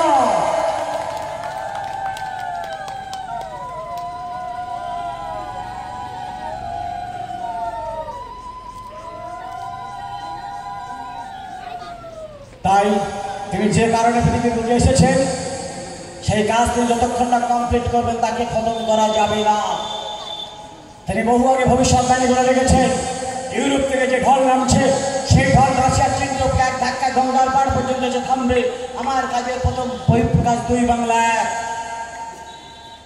আরো বলে রেখেছেন আগে বাংলাটাকে গোছানো হবে, তাদেরকে সারা ভারত খাওয়া হয়ে যাবে, তারপরে ভারতটাকে যখন গোছানো হবে তাদেরকে সারা বিশ্ব খাওয়া হয়ে যাবে। এই বাংলা গোছানোর কাজ শুরু হয়েছে। আপনারা যারা ধান চাষ করেন জানেন না, ধানগুলো কি করেন? ধানগুলো যখন ধান ঝাড়াই হয়ে যাওয়ার পরে ধানগুলো কি করেন? পুরোর বাতাস দেন, কিন্তু এখন মেশিনও দেখি মেশিনের হাওয়া দিয়ে দেন, গোড়া ধানগুলো সব উড়ে যায়। তারপরে সলিড ধানগুলো গোড়ায় তুলে রেখে দেন, তাই তো? তারপরেও দেখা যাচ্ছে সেই ধানগুলো 1 বছর পরে যখন দেখা যাচ্ছে সেই সলিড ধানগুলোর মধ্যে কিছু ধান আবার পোকা ধরে গেছে, তাই তো? তারপরে সেই ধানগুলো যখন বীজ আবার ছড়াতে যাচ্ছে তখন দেখছে কিছু ধান চারা হয়েছে, কিছু ধান চারা হয়নি, সেগুলো জমিতে নষ্ট হয়ে গেছে। আমরা সেই ছাঁকনিতে পড়ে গেছি, আপামর জনসাধারণ থেকে শুরু করে আমরা তার সদীক্ষিত সন্তানরা আমরা সেই ছাড়াই পাচ্ছি, ছাঁকনির মধ্যে পড়ে গেছি। আমি ছাঁকনির পর ছাঁকনি, ছাঁকনির পর ছাঁকনি দেব, যে কটা থাকবে আঙুলে গোনা যাবে। সেই ছাঁকনি চলছে। আমরা বালক ব্রহ্মচারী দেখবো, বালক ব্রহ্মচারী কেমন মহাপুরুষ। এরপরে বেতার শিল্পী আসছেন আমিতাল্লাহ। আপনারা যারা এখনো আসবাস করছেন আপনারা আসুন, আসরটাকে তৈরি করুন। অমিত খুব সুন্দর গান করে। তাই এই যে মানে একটা বিশাল পরিবর্তন, এই বাংলা গোছানোর কাজ শুরু হয়েছে। ওরা মারামারি করে মরবে, আমার সন্তান দল ফাঁকা মাঠে করে দেবে। ঠাকুরে বলা পরম বিশ্বাস বালক ঠাকুর পড়ে দেখবেন, ঠাকুর বলছেন মাঝে মাঝে আমার চোখের সামনে ঝিলিক করে উঠছে গৃহযুদ্ধের আভাস। এই গৃহযুদ্ধে একদিন বিশ্বযুদ্ধে পরিণত হবে। আজকের এই গৃহযুদ্ধে প্রমাণ করছে আগামী বিশ্বে মহাপ্রলয় হবে, বিশ্বযুদ্ধ ধর্মযুদ্ধ হবে। তার জন্য দুটো বাহিনী প্রস্তুত হয়ে গেছে। রাশিয়া চীন ভারতের মধ্যে একটা শান্তি মৈত্রী চুক্তি হয়ে গেছে, যে ত্রিদেশীয় জোট যেটাকে বলা হয় যে রাশিয়া চীন ভারত, যেটা ঠাকুর বলে রেখেছেন এশিয়ান লিবারেশন আর্মির কথা, ঠাকুর বলে রেখেছেন এশিয়ান ব্লকের কথা। ঠাকুর বলেছেন না এশিয়ান ব্লক হবে, রাশিয়া চীন ভারত মিলে একটা এশিয়ান ব্লক হবে। তাই সেই রাশিয়া চীন ভারত কিছুদিন আগে রাশিয়া চীন ভারতের মধ্যে একটা অখণ্ড বন্ধুত্ব হয়ে গেছে। এই 3টে দেশ কোনো কারণে কোনো দেশকে আক্রমণ করবে না, অন্য কোনো দেশকে আক্রমণ করতে গেলে 3টে দেশ যৌথভাবে আক্রমণ করবে। ঠাকুরের ভবিষ্যৎবাণী আজকে কিভাবে অভ্রান্ত সত্য মিলে যাচ্ছে দেখুন। যে রাশিয়া চীন ভারত একটা জোট হয়েছে, আর একদিকে মার্কিন অ্যাংলো আমেরিকান শক্তি, তাদের যে জোট, সেই জোট তারাও কৌরব গোষ্ঠীর মধ্যে অগ্রাসনের নীতি নিয়ে এগিয়ে আসছে। এই যে বাংলাদেশের গন্ডগোলের মূলে তোমরা মারামারি করে মারো, আমরা অস্ত্র বিক্রি করবো, আসল চাল খেলছে ওই আমেরিকা। কিন্তু আমেরিকা জানে খুব ভালো করে, আমেরিকায় পরপর 5খানা হেরিকেন ঝড় হয়ে গেছে। হেরিকেন স্টান, হেরিকেন রিটা, হেরিকেন ক্যাটরিনা, এরকম 5টা ঝড় সাইক্লোনের সাহায্যে গোটা আমেরিকা বিধ্বস্ত হয়ে গেছে। আমেরিকার চাষ আর তেমন হয় না। 4টে রাস্তার ব্যাংক বন্ধ হয়ে গেছে। ওয়ার্ল্ড ট্রেড সেন্টার ধ্বংসের পরে অর্থনৈতিক দিক থেকে ভেঙে পড়েছে। এখন আমেরিকার হাতে সম্বল, ওই অস্ত্র বোমা বিক্রি করার একটা রাস্তা নেই। তা বোমা বিক্রি করতে গেলে যুদ্ধ তো বাড়াতে হবে, সুতরাং একে উস্কে দিচ্ছে, ওকে উস্কে দিচ্ছে, অস্ত্র বিক্রি করছে। আর এই সমস্ত বোকার দলেরা বোকা পাটলার মধ্যে শুধু অস্ত্র কিনেই যাচ্ছে। এই ফোনটা আমি 12,000 টাকা দিয়ে কিনেছি, আমি মনে করছি আমি প্রদীপ সর্দার, এই ফোনটা আমার নামে রিসিভ করা, কিন্তু না, যে কোম্পানি এর মধ্যে একটা কিলিং সিরিজ আছে, সত্য ফাঁস করে যাচ্ছি। আপনারা এগুলো কেউ বলবে না সংগঠন ছাড়া। আমরা এই কথাগুলো শুনে রাখুন, বিশ্বাস করতে বলছি না, জেনে রাখুন, কাজে লাগাবে আগামী দিনে। আজকের এই যে বাজারের দ্রব্যমূল্য কেন বাড়ছে, কেন কেউ বাজারের দাম কমাতে পারছে না, আসল কারণটা কি, আসল রহস্য কি? আসল রহস্য এই ফোনের মধ্যে যে কিলিং সুইচ আছে, এই কোম্পানি মনে করলে এনি টাইম এই ফোনটাকে ডেট করে দিতে পারে। এই যে কোটি টাকা খরচ করে 1 বছর 2 বছর অন্তরে ভারত সরকারকে যে যুদ্ধের অস্ত্র কিনতে হচ্ছে, আবার সেই অস্ত্রগুলোকে ওখান থেকে রিমোটের সাহায্যে অস্ত্রগুলোকে ফ্রিজ করে দেওয়া হচ্ছে। তাহলে আবার যুদ্ধ কিনতে হবে, অস্ত্র কিনতে হবে যুদ্ধের জন্য। যদি অস্ত্র না কেন তাহলে যুদ্ধ বাড়িয়ে দেবো, সেই ভয় আবার অস্ত্র কিনতে হবে। আবার অস্ত্র কিনতে টাকার দরকার, টাকা কোথায়? এই পোল্ট্রি মুরগির দল আছে জনগণ, এদের থেকে বাজারের দাম বাড়িয়ে দাও, বাজার শুধু বাড়িয়ে দাও, বাড়ছে তো বাড়ছে, সব আর লাগাম ছাড়া বৃদ্ধি। এই যে লাগাম ছাড়া বৃদ্ধি বা দ্রব্যমূল্য বৃদ্ধির মূল কারণ কি goods and service tax. 1 lakh টাকার উপরে যে ব্যবসা করবে তাকে ট্যাক্স দিতে হবে, যে বড় 1 লাখ টাকার উপরে যে মাইনে চাকরি করবে তাকে ট্যাক্স দিতে হবে। এই ট্যাক্সের অনেকটা টাকা চলে যাচ্ছে আমেরিকার হাতে, কারণ ওই যে বললাম দেশ দেখ ঋণগ্রস্ত, যে পরিমাণ ঋণ করেছে তার ইন্টারেস্ট দিতে পারছে না। এই সত্যি কথাগুলো শুনে রাখুন, আগামী দিন মিলিয়ে দেবেন। তাই বাজারের দাম কেউ কমাতে পারবে না, বছর বছর বোমা কিনতে হচ্ছে। যে 1, 2, 3 চুক্তি, এই কি চুক্তি হয়েছিল জানেন? জনগণকে জানতে দিয়েছে ভারত আমেরিকার পারমিশন ছাড়া কোনো দেশকে আক্রমণ করতে পারবে না। 1, 2, ভারতে যে অস্ত্রগুলো আছে আমেরিকার অনুমতি ছাড়া প্রয়োগ করতে পারবে না। 3, যে অস্ত্রগুলো তৈরি করা আছে ওগুলোকে ফিউজ করে দিতে হবে, ওগুলোকে আমেরিকার পারমিশন ছাড়া প্রয়োগ করতে পারবে না, এবং নতুন করে করে বোমা তৈরি করতে পারবে না। এই হলো 1, 2, 3 চুক্তি। মাস আমাদের দিয়ে গেছে, এগুলো আমাদের জানতে দেওয়া হয় না, এলাকার নেতারাও জানে না, এদের কেউ জানতে দেওয়া হয় না। এদেরকে যেভাবে নাচায় আর সেইভাবে নাচে। আর আমরা শুধু বলি বাজারে দাম কমাতে হবে, বাজারের দাম কমবে কোথায়? কি হ্যাঁ বিল্ডিং সব কটাচ্ছেন, হাডুডু খেলা দেখেছেন? হাডুডু খেলা, হ্যাঁ কিছু গুম করে একজনকে ছুঁয়ে আসলে সে মরে গেল, আবার কিছুক্ষণ পরে বিরোধী দল গেছে তাকে আবার বাঁচিয়ে দিল। এই যে রাজনীতির নাম করে যেটা হচ্ছে, এটা হচ্ছে হাডুডু খেলা হচ্ছে। একবার মরছে, পরে আবার বেঁচে উঠছে, মানে এরকম খেলা চলছে। হ্যাঁ, বিরোধী দলগুলোকে খেপিয়ে দেওয়া হচ্ছে, তোমরা যাও, তোমরা গিয়ে আন্দোলন করো, কলকাতার বুকে গিয়ে সেটা আমাদের দাবি মানতে হবে, মানতে হবে, মানতে হবে। ঠাকুর মহারাজ বললেন, আরে ভাই ধর্মতলায় গিয়ে শুনলে খুশি দেখি কি না? ধর্মতলায় কে আছে? ফাঁকা মাঠে কে আছে? আবার ওর জন্য ট্রেনিং দিতে হয়, কলাপসিবল গেট বন্ধ করে ছাদের উপর দাঁড়িয়ে ট্রেনিং দিতে হয়। এইভাবে বিপ্লবী স্লোগান, আমাদের দাবি মানতে হবে, মানতে হবে। তোমাদের দাবি কেউ কোনোদিন মানেনি আর মানবেও না। তার কারণ ভারত ব্রহ্মচারী মহারাজ বলছে এই হাডুডু খেলা কতদিন চলবে? ঘুষে শুনলে ঘুষি মেরে লাভটা কি? ঘুষি মারার জায়গায় মারো, একটা ঘুষিতে কিডনি ড্যামেজ হয়ে যাবে। যে দুর্নীতি করছে, যে অন্যায় করছে তার বাড়ি ঘেরাও করো। এই ধর্মতলায় মাঠ ভর্তি করে কোনো লাভ নেই, সে মুরুদাবাদের নাই। এই হাডুডু খেলা বন্ধ করো। সুতরাং এইভাবে জনগণকে শেয়ার গ্রুপের মতো ব্যবহার করা হচ্ছে, আর আমরা সেই বলির পাটা হয়ে যাচ্ছি। এইভাবে বেশি দিন চলতে পারে না। তাই আজকের এই বিশ্বজনীন সার্বজনীন তত্ত্বের জন্য ভারত ব্রহ্মচারী মহারাজ যে কারণে এসেছেন, এই সেই মহাদিনী, এই সেই কলকি অবতার, এই সেই ইমাম মেহেদী। আপনারা মানুন বা না মানুন শুনে রাখুন, আগামী দিন জানেন, বুঝে নেবেন, জেনে নেবেন যে কে ভারত ব্রহ্মচারী মহারাজ। সারা বিশ্বকে এক জাতি একদিকে প্রতিষ্ঠা করবার জন্য যে জাল তিনি পেতেছেন, ঠাকুর বলছে একটা ইঁদুরও পালাতে পারবে না। এরা যুদ্ধের আয়োজন প্রস্তুত করে ফেলেছে, মঙ্গলে ঘর বানিয়ে ফেলেছে, চাঁদে ঘর বানিয়েছে, হাইড্রোজেন বেলুন বানিয়েছে। যুদ্ধ বাড়বে, ওরা সব চাঁদে পালিয়ে যাবে, মঙ্গলে পালিয়ে যাবে, হাইড্রোজেন বেলুনে পালিয়ে যাবে। স্পিরিডোনা ক্যাপসুল আবিষ্কার করেছে, একটা করে ক্যাপসুল খাবে, 24 ঘন্টার কিছু খেতে লাগবে না। তা দাদা নেতারা, তোমরা যুদ্ধ বাড়িয়ে দিয়ে তোমরা আমাদেরকে ফেলে পালিয়ে যাবে। এই অসহায় লক্ষ লক্ষ কোটি কোটি জনগণকে কে রক্ষা করবে? কে আমাদের বিপদে পাশে দাঁড়াবে? সেদিন কাউকে পাবেন না। একমাত্র অনলি 1% নেতাজি সুভাষচন্দ্র বসু, বিশ্বের বরেণ্য নেতা, যাকে হিন্দু, মুসলমান, খ্রিস্টান, কংগ্রেস, কমিউনিস্ট, তৃণমূল, বিজেপির সমস্ত দল বা সম্প্রদায়ের মানুষ যাকে যোগ্য নেতা হিসেবে মানে, সেই নেতাজি সুভাষচন্দ্র বসু তিনি আজও জীবিত। হাওড়া ময়দানে তিনি 70 ঘন্টা বলেছিলেন যে নেতাজি জীবিত, জীবিত, জীবিত। নেতাজি ফিরে আসবে নেতার বেশে। নেতাজির প্রতি যে কি বিশ্বাসঘাতকতা করা হয়েছে, 1985 সাল নদিয়া চাপড়ায় প্রকাশ্য মিটিংয়ে ঠাকুর ঘোষণা করছেন যে নেতাজির প্রতি কি বিশ্বাসঘাতকতা করা হয়েছে এবং আজও করা হচ্ছে। দেশবাসী যেদিন জানতে পারবে তাদের মাথায় খুন চেপে যাবে। আজকে যাদের যাদের ফটো দেয়ালে দেয়ালে টাঙিয়ে ফুল মারা ধূপধুনো চড়ানো হচ্ছে, তাদের সেই সমস্ত ফটোগুলো দেয়াল থেকে নামাবে, থুতু দেবে, ডাক করে ফেলবে।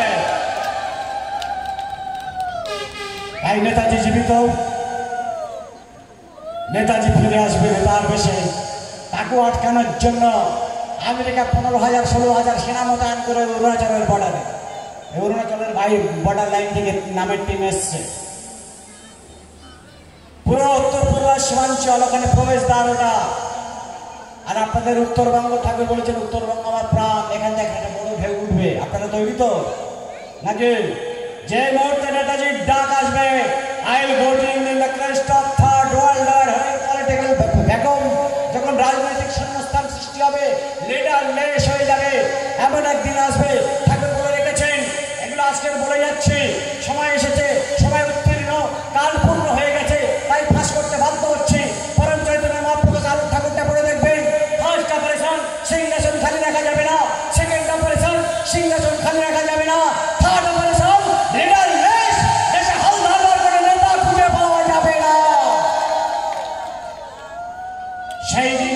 একমাত্র বিপদের বন্ধু হিসাবে নেতাজি সুভাষচন্দ্র বসু, যোগ্য নেতা, নির্ধারিত নেতা, যাকে সবাই স্বীকার করে মানে নেতা হিসাবে। আর তো সব নেতা না, সব নেতা, এরা সব ধান্দাবাজ, এটা পকেট ভাজির চিন্তা এরা দল করে। তাই এরা নেতা নয়, একমাত্র নির্ধারিত নেতা হচ্ছেন যোগ্য নেতা নেতাজি সুভাষচন্দ্র বোস। অনেকের প্রশ্ন, নেতাজি বয়স হয়েছে, আর কবে আসবে? কাল একটা বড় ফ্যাক্টর, রাত্রি 12টা, 1টা, 2টো প্রচণ্ড মশা কামড়াচ্ছে, কীট পতঙ্গ কামড়াচ্ছে।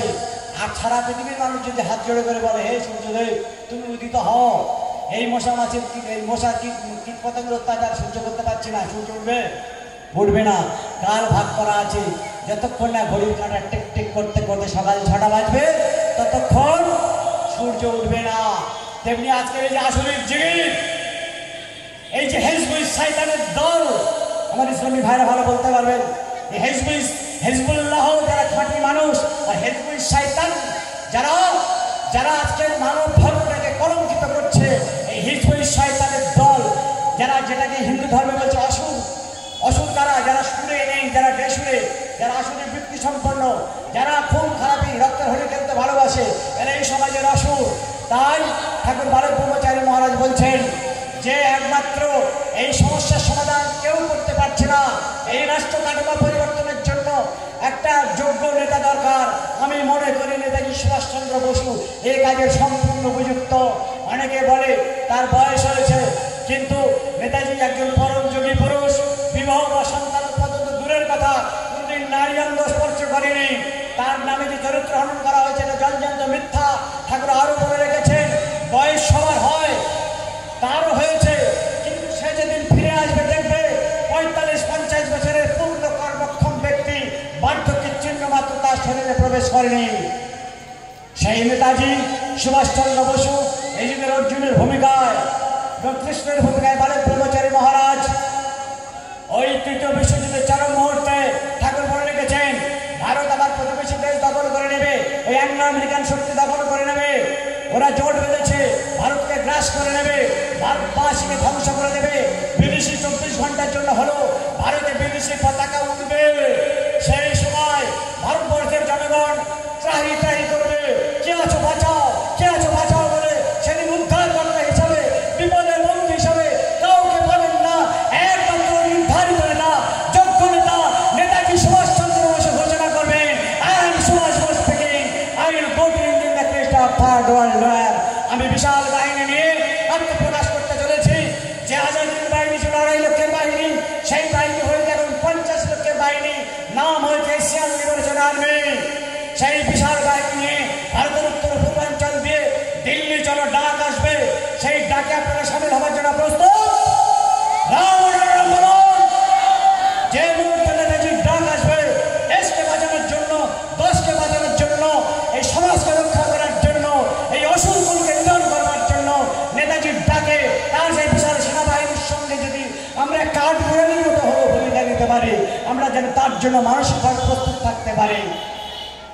আর একটা ভবিষ্যৎবাণী বলতে বাধ্য হচ্ছি, সময় উত্তীর্ণ তাই বলে যাচ্ছি।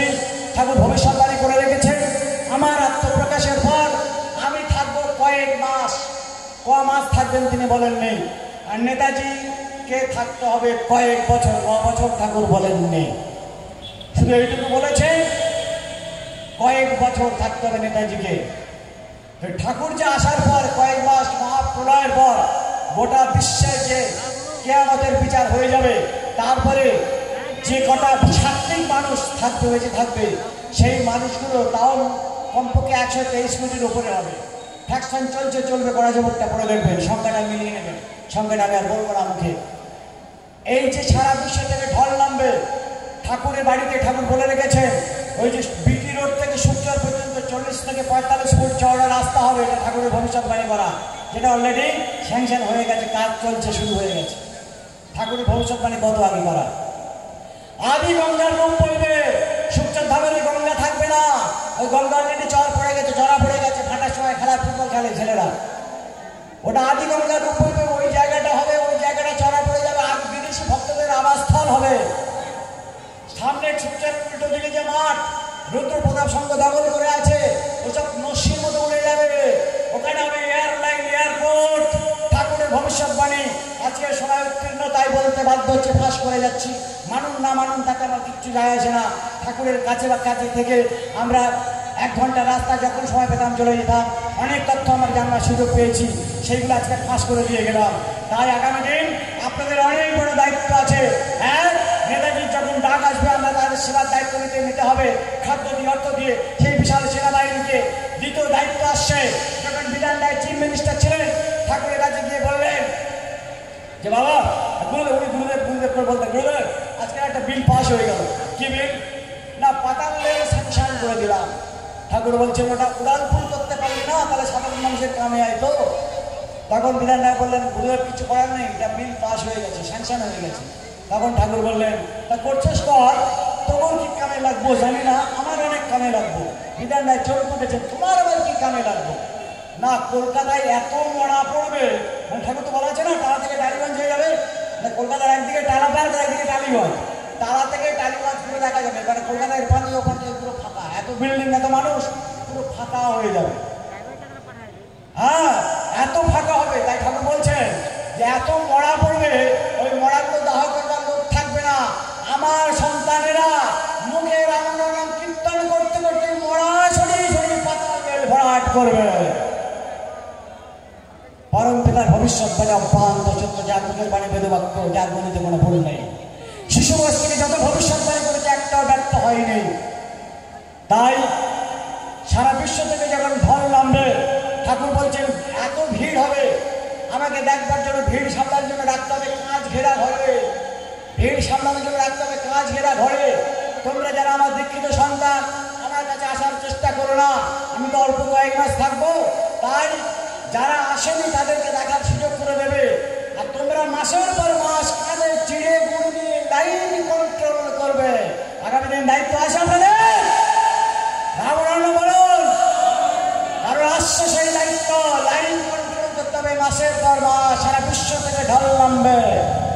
তাই সেই দায়িত্ব আসছে সন্তান দলের কর্মীদের, তারা আগামী দিন যারা বেঁচে থাকবে।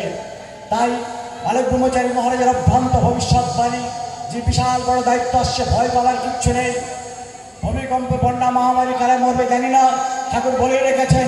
কিন্তু যারা থাকবে, ঠাকুর বলছেন আমার সন্তানদের নিতে গেলে যমদূত, বিষ্ণুদূত, কালদূত, 3টে দূতকে আমার থেকে পারমিশন নিতে হবে। কি বুঝলেন? আমার সন্তানকে নিতে গেলে যমদূত, বিষ্ণুদূত, কালদূত 3টে থেকে পারমিশন নিতে হবে। আমার পারমিশন ছাড়া আমার সন্তানদের একটা লোমও কেউ ছিঁড়তে পারবে না, ঠাকুর বলে রেখেছে। সুতরাং ভয় পাবার কিচ্ছু নেই। আপনার আধ্যাত্মিক শক্তিতে বলিয়ান এতদিন যারা আমার নাম কীর্তন করেছেন, তার বীজ মন্ত্র পেয়েছেন জ্ঞানে, তার যে তত্ত্বদর্শন বিশ্বব্যাপী প্রচার করেছেন, বাংলা ভারতব্যাপী প্রচার করেছেন। এই যে দায়িত্ব আগামী দিন আসছে, ভয় পাওয়ার কোনো কারণ নেই। 71 সালে ঘটনা বলি, মুক্তিযুদ্ধ চলছে বাংলাদেশে, হিন্দু মুসলমান কাটাকাটি চলছে। হঠাৎ এক গুরু ভাই ইসলামী পাড়া থেকে টপকে যেতে হবে তার পাড়াতে, সন্ধ্যা হয়ে এসছে, বুকে ঠাকুরের লকেট আছে, ঠাকুর ঠাকুর করছে, ঠাকুর ঠাকুর ঠাকুর, এই তো যা কাটাকাটি হচ্ছে পাড়া দিয়ে কেড়ে আমাকে মেরে দেবে। হঠাৎ এক মৌলবী সাহেব আবির্ভাব, বাবা তুমি কোথায় যাবে? না আমি ওই পাড়ায় যাবো, হিন্দু পাড়ায় যাবো। চলো চলো আমার সঙ্গে চলো, তোমার কোনো চিন্তা নেই। এগুলো গল্প কথা না, 71 সালের মুক্তিযুদ্ধের 2-3টে ঘটনা আমি বলে আমি আলোচনা শেষ করবো। সুতরাং ভয় পাবার কিচ্ছু নেই। যে আরেকটা ঘটনা বলি, সেই মৌলবী সাহেব সেই পাড়া থেকে টপকে দিয়ে মৌলবী সাহেব হওয়া, কোথাকার সেই মৌলবী সাহেব। 2 নম্বর আরেকটা উদাহরণ দিচ্ছি, পাকিস্তানি সেনারা পরপর 17 জনকে লাইন করে দাঁড় করিয়ে দিয়েছে। একটা করে গুলি করছে, একটা করে পড়ে যাচ্ছে, একটা করে গুলি করছে, একটা করে পড়ে যাচ্ছে। 17 জনের শেষ লাইনে যে আছে সে বালক ব্রহ্মচারীর শিষ্য। সে তখন জানে যে আমিও শেষ, আমি ওই লাইনে পড়ে গেছে, আমাকেও শেষ। তার বেলা ফায়ার হলো, সে অজ্ঞান হয়ে পড়ে গেল। কিছুক্ষণ পরে পাকিস্তানি সেনারাও চলে গেল, যেন সবকটা মরে গেছে। কিছুক্ষণ পরে তার যখন সেন্স ফিরে আসলো, সে তখন বলছে আমার তো ব্যথা যন্ত্রণা হচ্ছে না। তার মানে তার বেলা ফায়ার হয়েছে, কিন্তু টোটা শেষ হয়ে গেছে। কি বুঝলেন? গুরু যদি মনে করে তার সন্তানকে রক্ষা করবে, তিনি কিভাবে রক্ষা করবেন সেটা আপনাদের দায়িত্ব না, সেটা গুরুর দায়িত্ব। গুরুর উপর 16 আনা বিশ্বাস রাখো। 3 নম্বর আর একটা উদাহরণ দিচ্ছি। একটা ঘরের মধ্যে নাম কীর্তন হচ্ছে, 71 সালে মুক্তিযুদ্ধের ঘটনা বলছি। পুরো একটা ঘরে গুরু ভাই বোন কিছু নাম কীর্তন করছেন।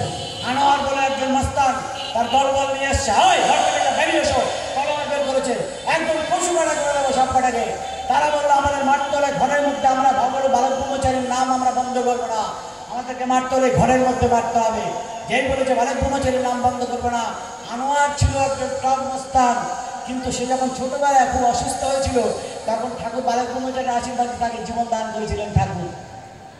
তখন তার সে মনে করলো যে এই বালক ঠাকুর তো আমাকে বাঁচিয়েছিল মৃত্যুর হাত থেকে, তাহলে তার সন্তানকে আমি মারবো। তাদেরকে তখন বললো দেখো তোমাদের চিন্তার কোনো কারণ নেই, আমরা যে গাড়ি করে এসেছি ওই গাড়িতে করে তোমাদেরকে আমি নিরাপদ জায়গায় পৌঁছে দিচ্ছি, তোমাদের কোনো চিন্তা নেই, আমি তোমাদের গুরু ভাই। এই হলো গুরুর কৃপা। সুতরাং আগামী দিন যে ভয়ঙ্কর দিন আসছে, ভয় পাবার কিচ্ছু নেই, শুধু গুরুগত প্রাণ হয়ে ষোলোআনা বিশ্বাস গুরুর প্রতি, এখানে যেন ঘাটতি না থাকে, পূর্ণ ষোলোআনা বিশ্বাস গুরুর প্রতি রেখে মানসিকভাবে তৈরি থাকুন। বিশ্বাস হারাবেন না, ধৈর্য হারাবেন না। শুধু একটাই কথা বলে রাখবো যে সমস্ত ভাই ভাই ভাই বোন অনেকে করেছে কি বলেছে, সমস্ত মান বিদাদত্ত ভুলে গিয়ে শুধু গুরু ভাই বলে বলছি না, এই রাজারহাট এলাকার সমস্ত আপামর জনসাধারণ মন্ডলীকে হিন্দু মুসলমান খ্রিস্টান কংগ্রেস কমিউনিস্ট সমস্ত জাতিনীতির কাছে আমরা সন্তানদের পক্ষ থেকে উদাত্ত আহ্বান জানিয়ে যাচ্ছি যে আপনারা অনেক মারামারি করেছেন, অনেক রক্তের হোলি খেলা খেলেছেন, বন্ধ করে দেব। আগামী দিন যদি টিকে থাকতে চান তাহলে আমাদের সঙ্গে একসঙ্গে গলায় গলায় মিলে আমরা ভাই ভাই ভাই করে সম্পর্কিত। আমাদের সূর্য পিতার মতো, ধরিত্রী বসুন্ধরা আমাদের মায়ের মতো, ওই সূর্যের সন্তান, এই ধরিত্রী বসুমাতার সন্তান। আমাদের একটাই পরিচয়, সবার উপরে মানুষ সত্য, তাহার উপরে নাই। সেই মানুষের পরিচয় যখন আমরা জন্মগ্রহণ করি, ঈশ্বর আল্লাহ ভগবান আমাদের পিঠে মুসলমান স্ট্যাম্প, হিন্দু স্ট্যাম্প, খ্রিস্টান স্ট্যাম্প, কংগ্রেসের স্ট্যাম্প, কমিউনিস্ট স্ট্যাম্প মেরে পাঠায়নি। এই স্ট্যাম্প তৈরি করেছে কেন্দ্রের মাতব্বরের দল, তাদের ধর্ম ব্যবসা, তাদের রাজনৈতিক ব্যবসা করে খাবার জন্য। সুতরাং আমাদের আসল পরিচয় ভুলে গেলে চলবে না যে আমরা মানুষ, সৃষ্টির শ্রেষ্ঠ জীব। সেই মনুষ্যত্বের পরিচয় যেন পেতে পারে আগামী দিন। পিঁপড়ের মতো দলা পাখি থাকুন। বান আসছে, মহাপ্রলয় আসছে, তাই মহাপ্রলয়ের আগে পিঁপড়ে যেমন দলা পাখি থাকে, সমস্ত ভেদাভেদ দল সম্প্রদায় ভুলে গিয়ে পিঁপড়ের মতো দলা পাখি থাকুন। মান অভিমান দ্বিধাদ্বন্দ্ব ভুলে যান, দলাদলি ভুলে যান, জাতিনীতি ভুলে যান। একটাই পরিচয় হোক আমরা মানুষ। এলাকা এলাকায় জাগরণ মঞ্চ তৈরি করুন, মানবতার কমিটি তৈরি করুন, এলাকা এলাকায় একটা মানুষের সংগঠন তৈরি করুন।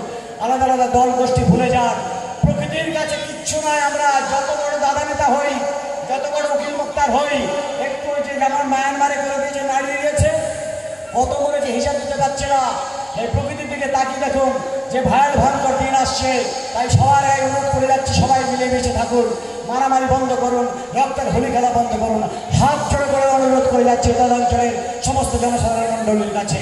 2 নম্বর দায়িত্ব, আমরা যারা সন্তানদের কর্মী, আমাদের দিনের পর দিন আমরা যেন একটা দিনও যেন মিস না যায়। প্রতিদিন এই নামের আওয়াজ করুন। এই নাম ছাড়া আগামী দিন টিকে থাকা অসম্ভব। এই সাউন্ড এনার্জি রামকারের পৈতৃক সম্পত্তি নয়, নারায়ণকারের পৈতৃক সম্পত্তি নয়। রাম নারায়ণ কৃষ্ণ, ওই সত্যকে দাপর যুগে নারায়ণ বা রামকে বোঝানো হচ্ছে না, দাপর যুগে কৃষ্ণকে বোঝানো হচ্ছে না। রাম অর্থে মহাকাশ, নারায়ণ আমরা সৃষ্টির জীব।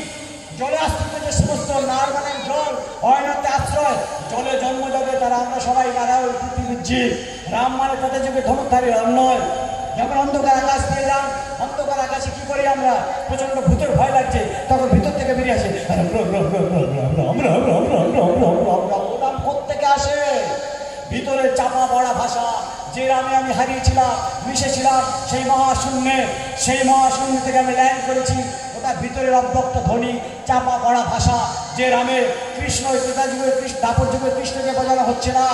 যখন আমার মধ্যে কৃষ্ণ সত্তা, আমার মধ্যে অন্তর কৃষ্ণ রয়েছে, আমার মধ্যে রাম সত্তা রয়েছে, আমার মধ্যে সেই নারায়ণের সত্তা রয়েছে, আমার মধ্যে সেই ভগবানের সত্তা রয়েছে। আল্লাহ কথার অর্থ কি? আলো। আমাদের প্রত্যেকের মধ্যে আলো রয়েছে। আমরা সবাই আল্লাহর সন্তান, আমরা সবাই শ্রেষ্ঠ জীব। এই ভেদাভেদ করে মারামারি করতে বলছেন, আমরা বোকার মতো মারামারি করছি। এই ভেদাভেদ ভুলে গিয়ে সবাই বলে যদি শেষ নাম, এরপরে কিন্তু আর নাম আসবে না। এই নামে কোনো এলার্জি না রেখে জাতি ধর্ম দলমত নির্বিশেষে রাম নাম করতে গেলে যে সন্তান দল করতে হবে তার কোনো মানে নেই, বালক ব্রহ্মচারীকে ভজনা করতে হবে তার কোনো মানে নেই। এই নাম সবার অধিকার আছে, এই নাম সবাই করতে পারবেন যদি টিকতে চান আগামী দিন যে মহাপ্রলয়ের হাত থেকে। আর 3 নম্বর আর একটা দায়িত্ব, ভগবান কৃষ্ণ কুরুক্ষেত্র যুদ্ধের আগে যেমন পাঞ্চজন্যে শঙ্খ বাজিয়েছিলেন, তেমনি ঠাকুর 5 বার শঙ্খধ্বনি করতে বলেছেন। শঙ্খধ্বনি ভোর 5টা, দুপুর 12টা, সন্ধ্যে 6টা, 3টে টাইম অনায়াসে দিতে পারেন আপনারা। কার কার বাড়ি 7 বাজে একটু হাত তুলে দাঁড়াবেন, বলবেন। সত্যি বাজে তো? সবার বাড়িতে বাজে না। 5টা টাইম শঙ্খধ্বনি, পারলে রাত্রি 12টা এবং রাত্রি 2টো, এই 5টা টাইম শঙ্খধ্বনি দেবেন। এই শঙ্খধ্বনির বিশাল ক্ষমতা ঠাকুর বলে রেখেছেন। প্রকৃতির রুদ্ররূপকে শান্ত করতে গেলে যখন ভূমিকম্প হয় তখন শাঁখ বাজান, যখন আকাশে বজ্রবিদ্যুৎ হয় তখন শাঁখ বাজান। তা সারা বিশ্বব্যাপী যে মহাপ্রলয় শুরু হয়েছে, এটা দেখেও কি আমাদের ঘুম ভাঙছে না? যে কালকে উত্তরাখণ্ডে হয়েছে, কালকে মায়ানমারে হয়েছে, থাইল্যান্ড হয়েছে, কালকে ক্যালিফোর্নিয়া হয়েছে, তার সারা বিশ্ব জুড়ে হচ্ছে। আমার এখানে হবে না, তার কোনো গ্যারেন্টি আছে? সুতরাং আগে থেকে শাঁখটা বাজান। ভূমিকম্প হলে শাঁখ বাজাবেন, বজ্রবিদ্যুৎ হলে শাঁখ বাজাবেন না। আগে থেকে 5টার সময় শঙ্খধ্বনি দিন, টিকলেও টিকতে পারেন। মিলেমিশে থাকুন। হত্যা নয় ভালোবাসা, হিংসা নয় প্রেম, এই বিশ্বজনীন মতবাদ নিয়ে, এই বিশ্বজনীন ভ্রাতৃত্ববোধের সুর নিয়ে আহ্বান করে আমি আমার সংক্ষিপ্ত আলোচনা শেষ করছি। সবাইকে আন্তরিক এবং বৈদিক অভিনন্দন জানিয়ে যাচ্ছি। রাম অনুরাম, রাম অনুরাম, রাম অনুরাম।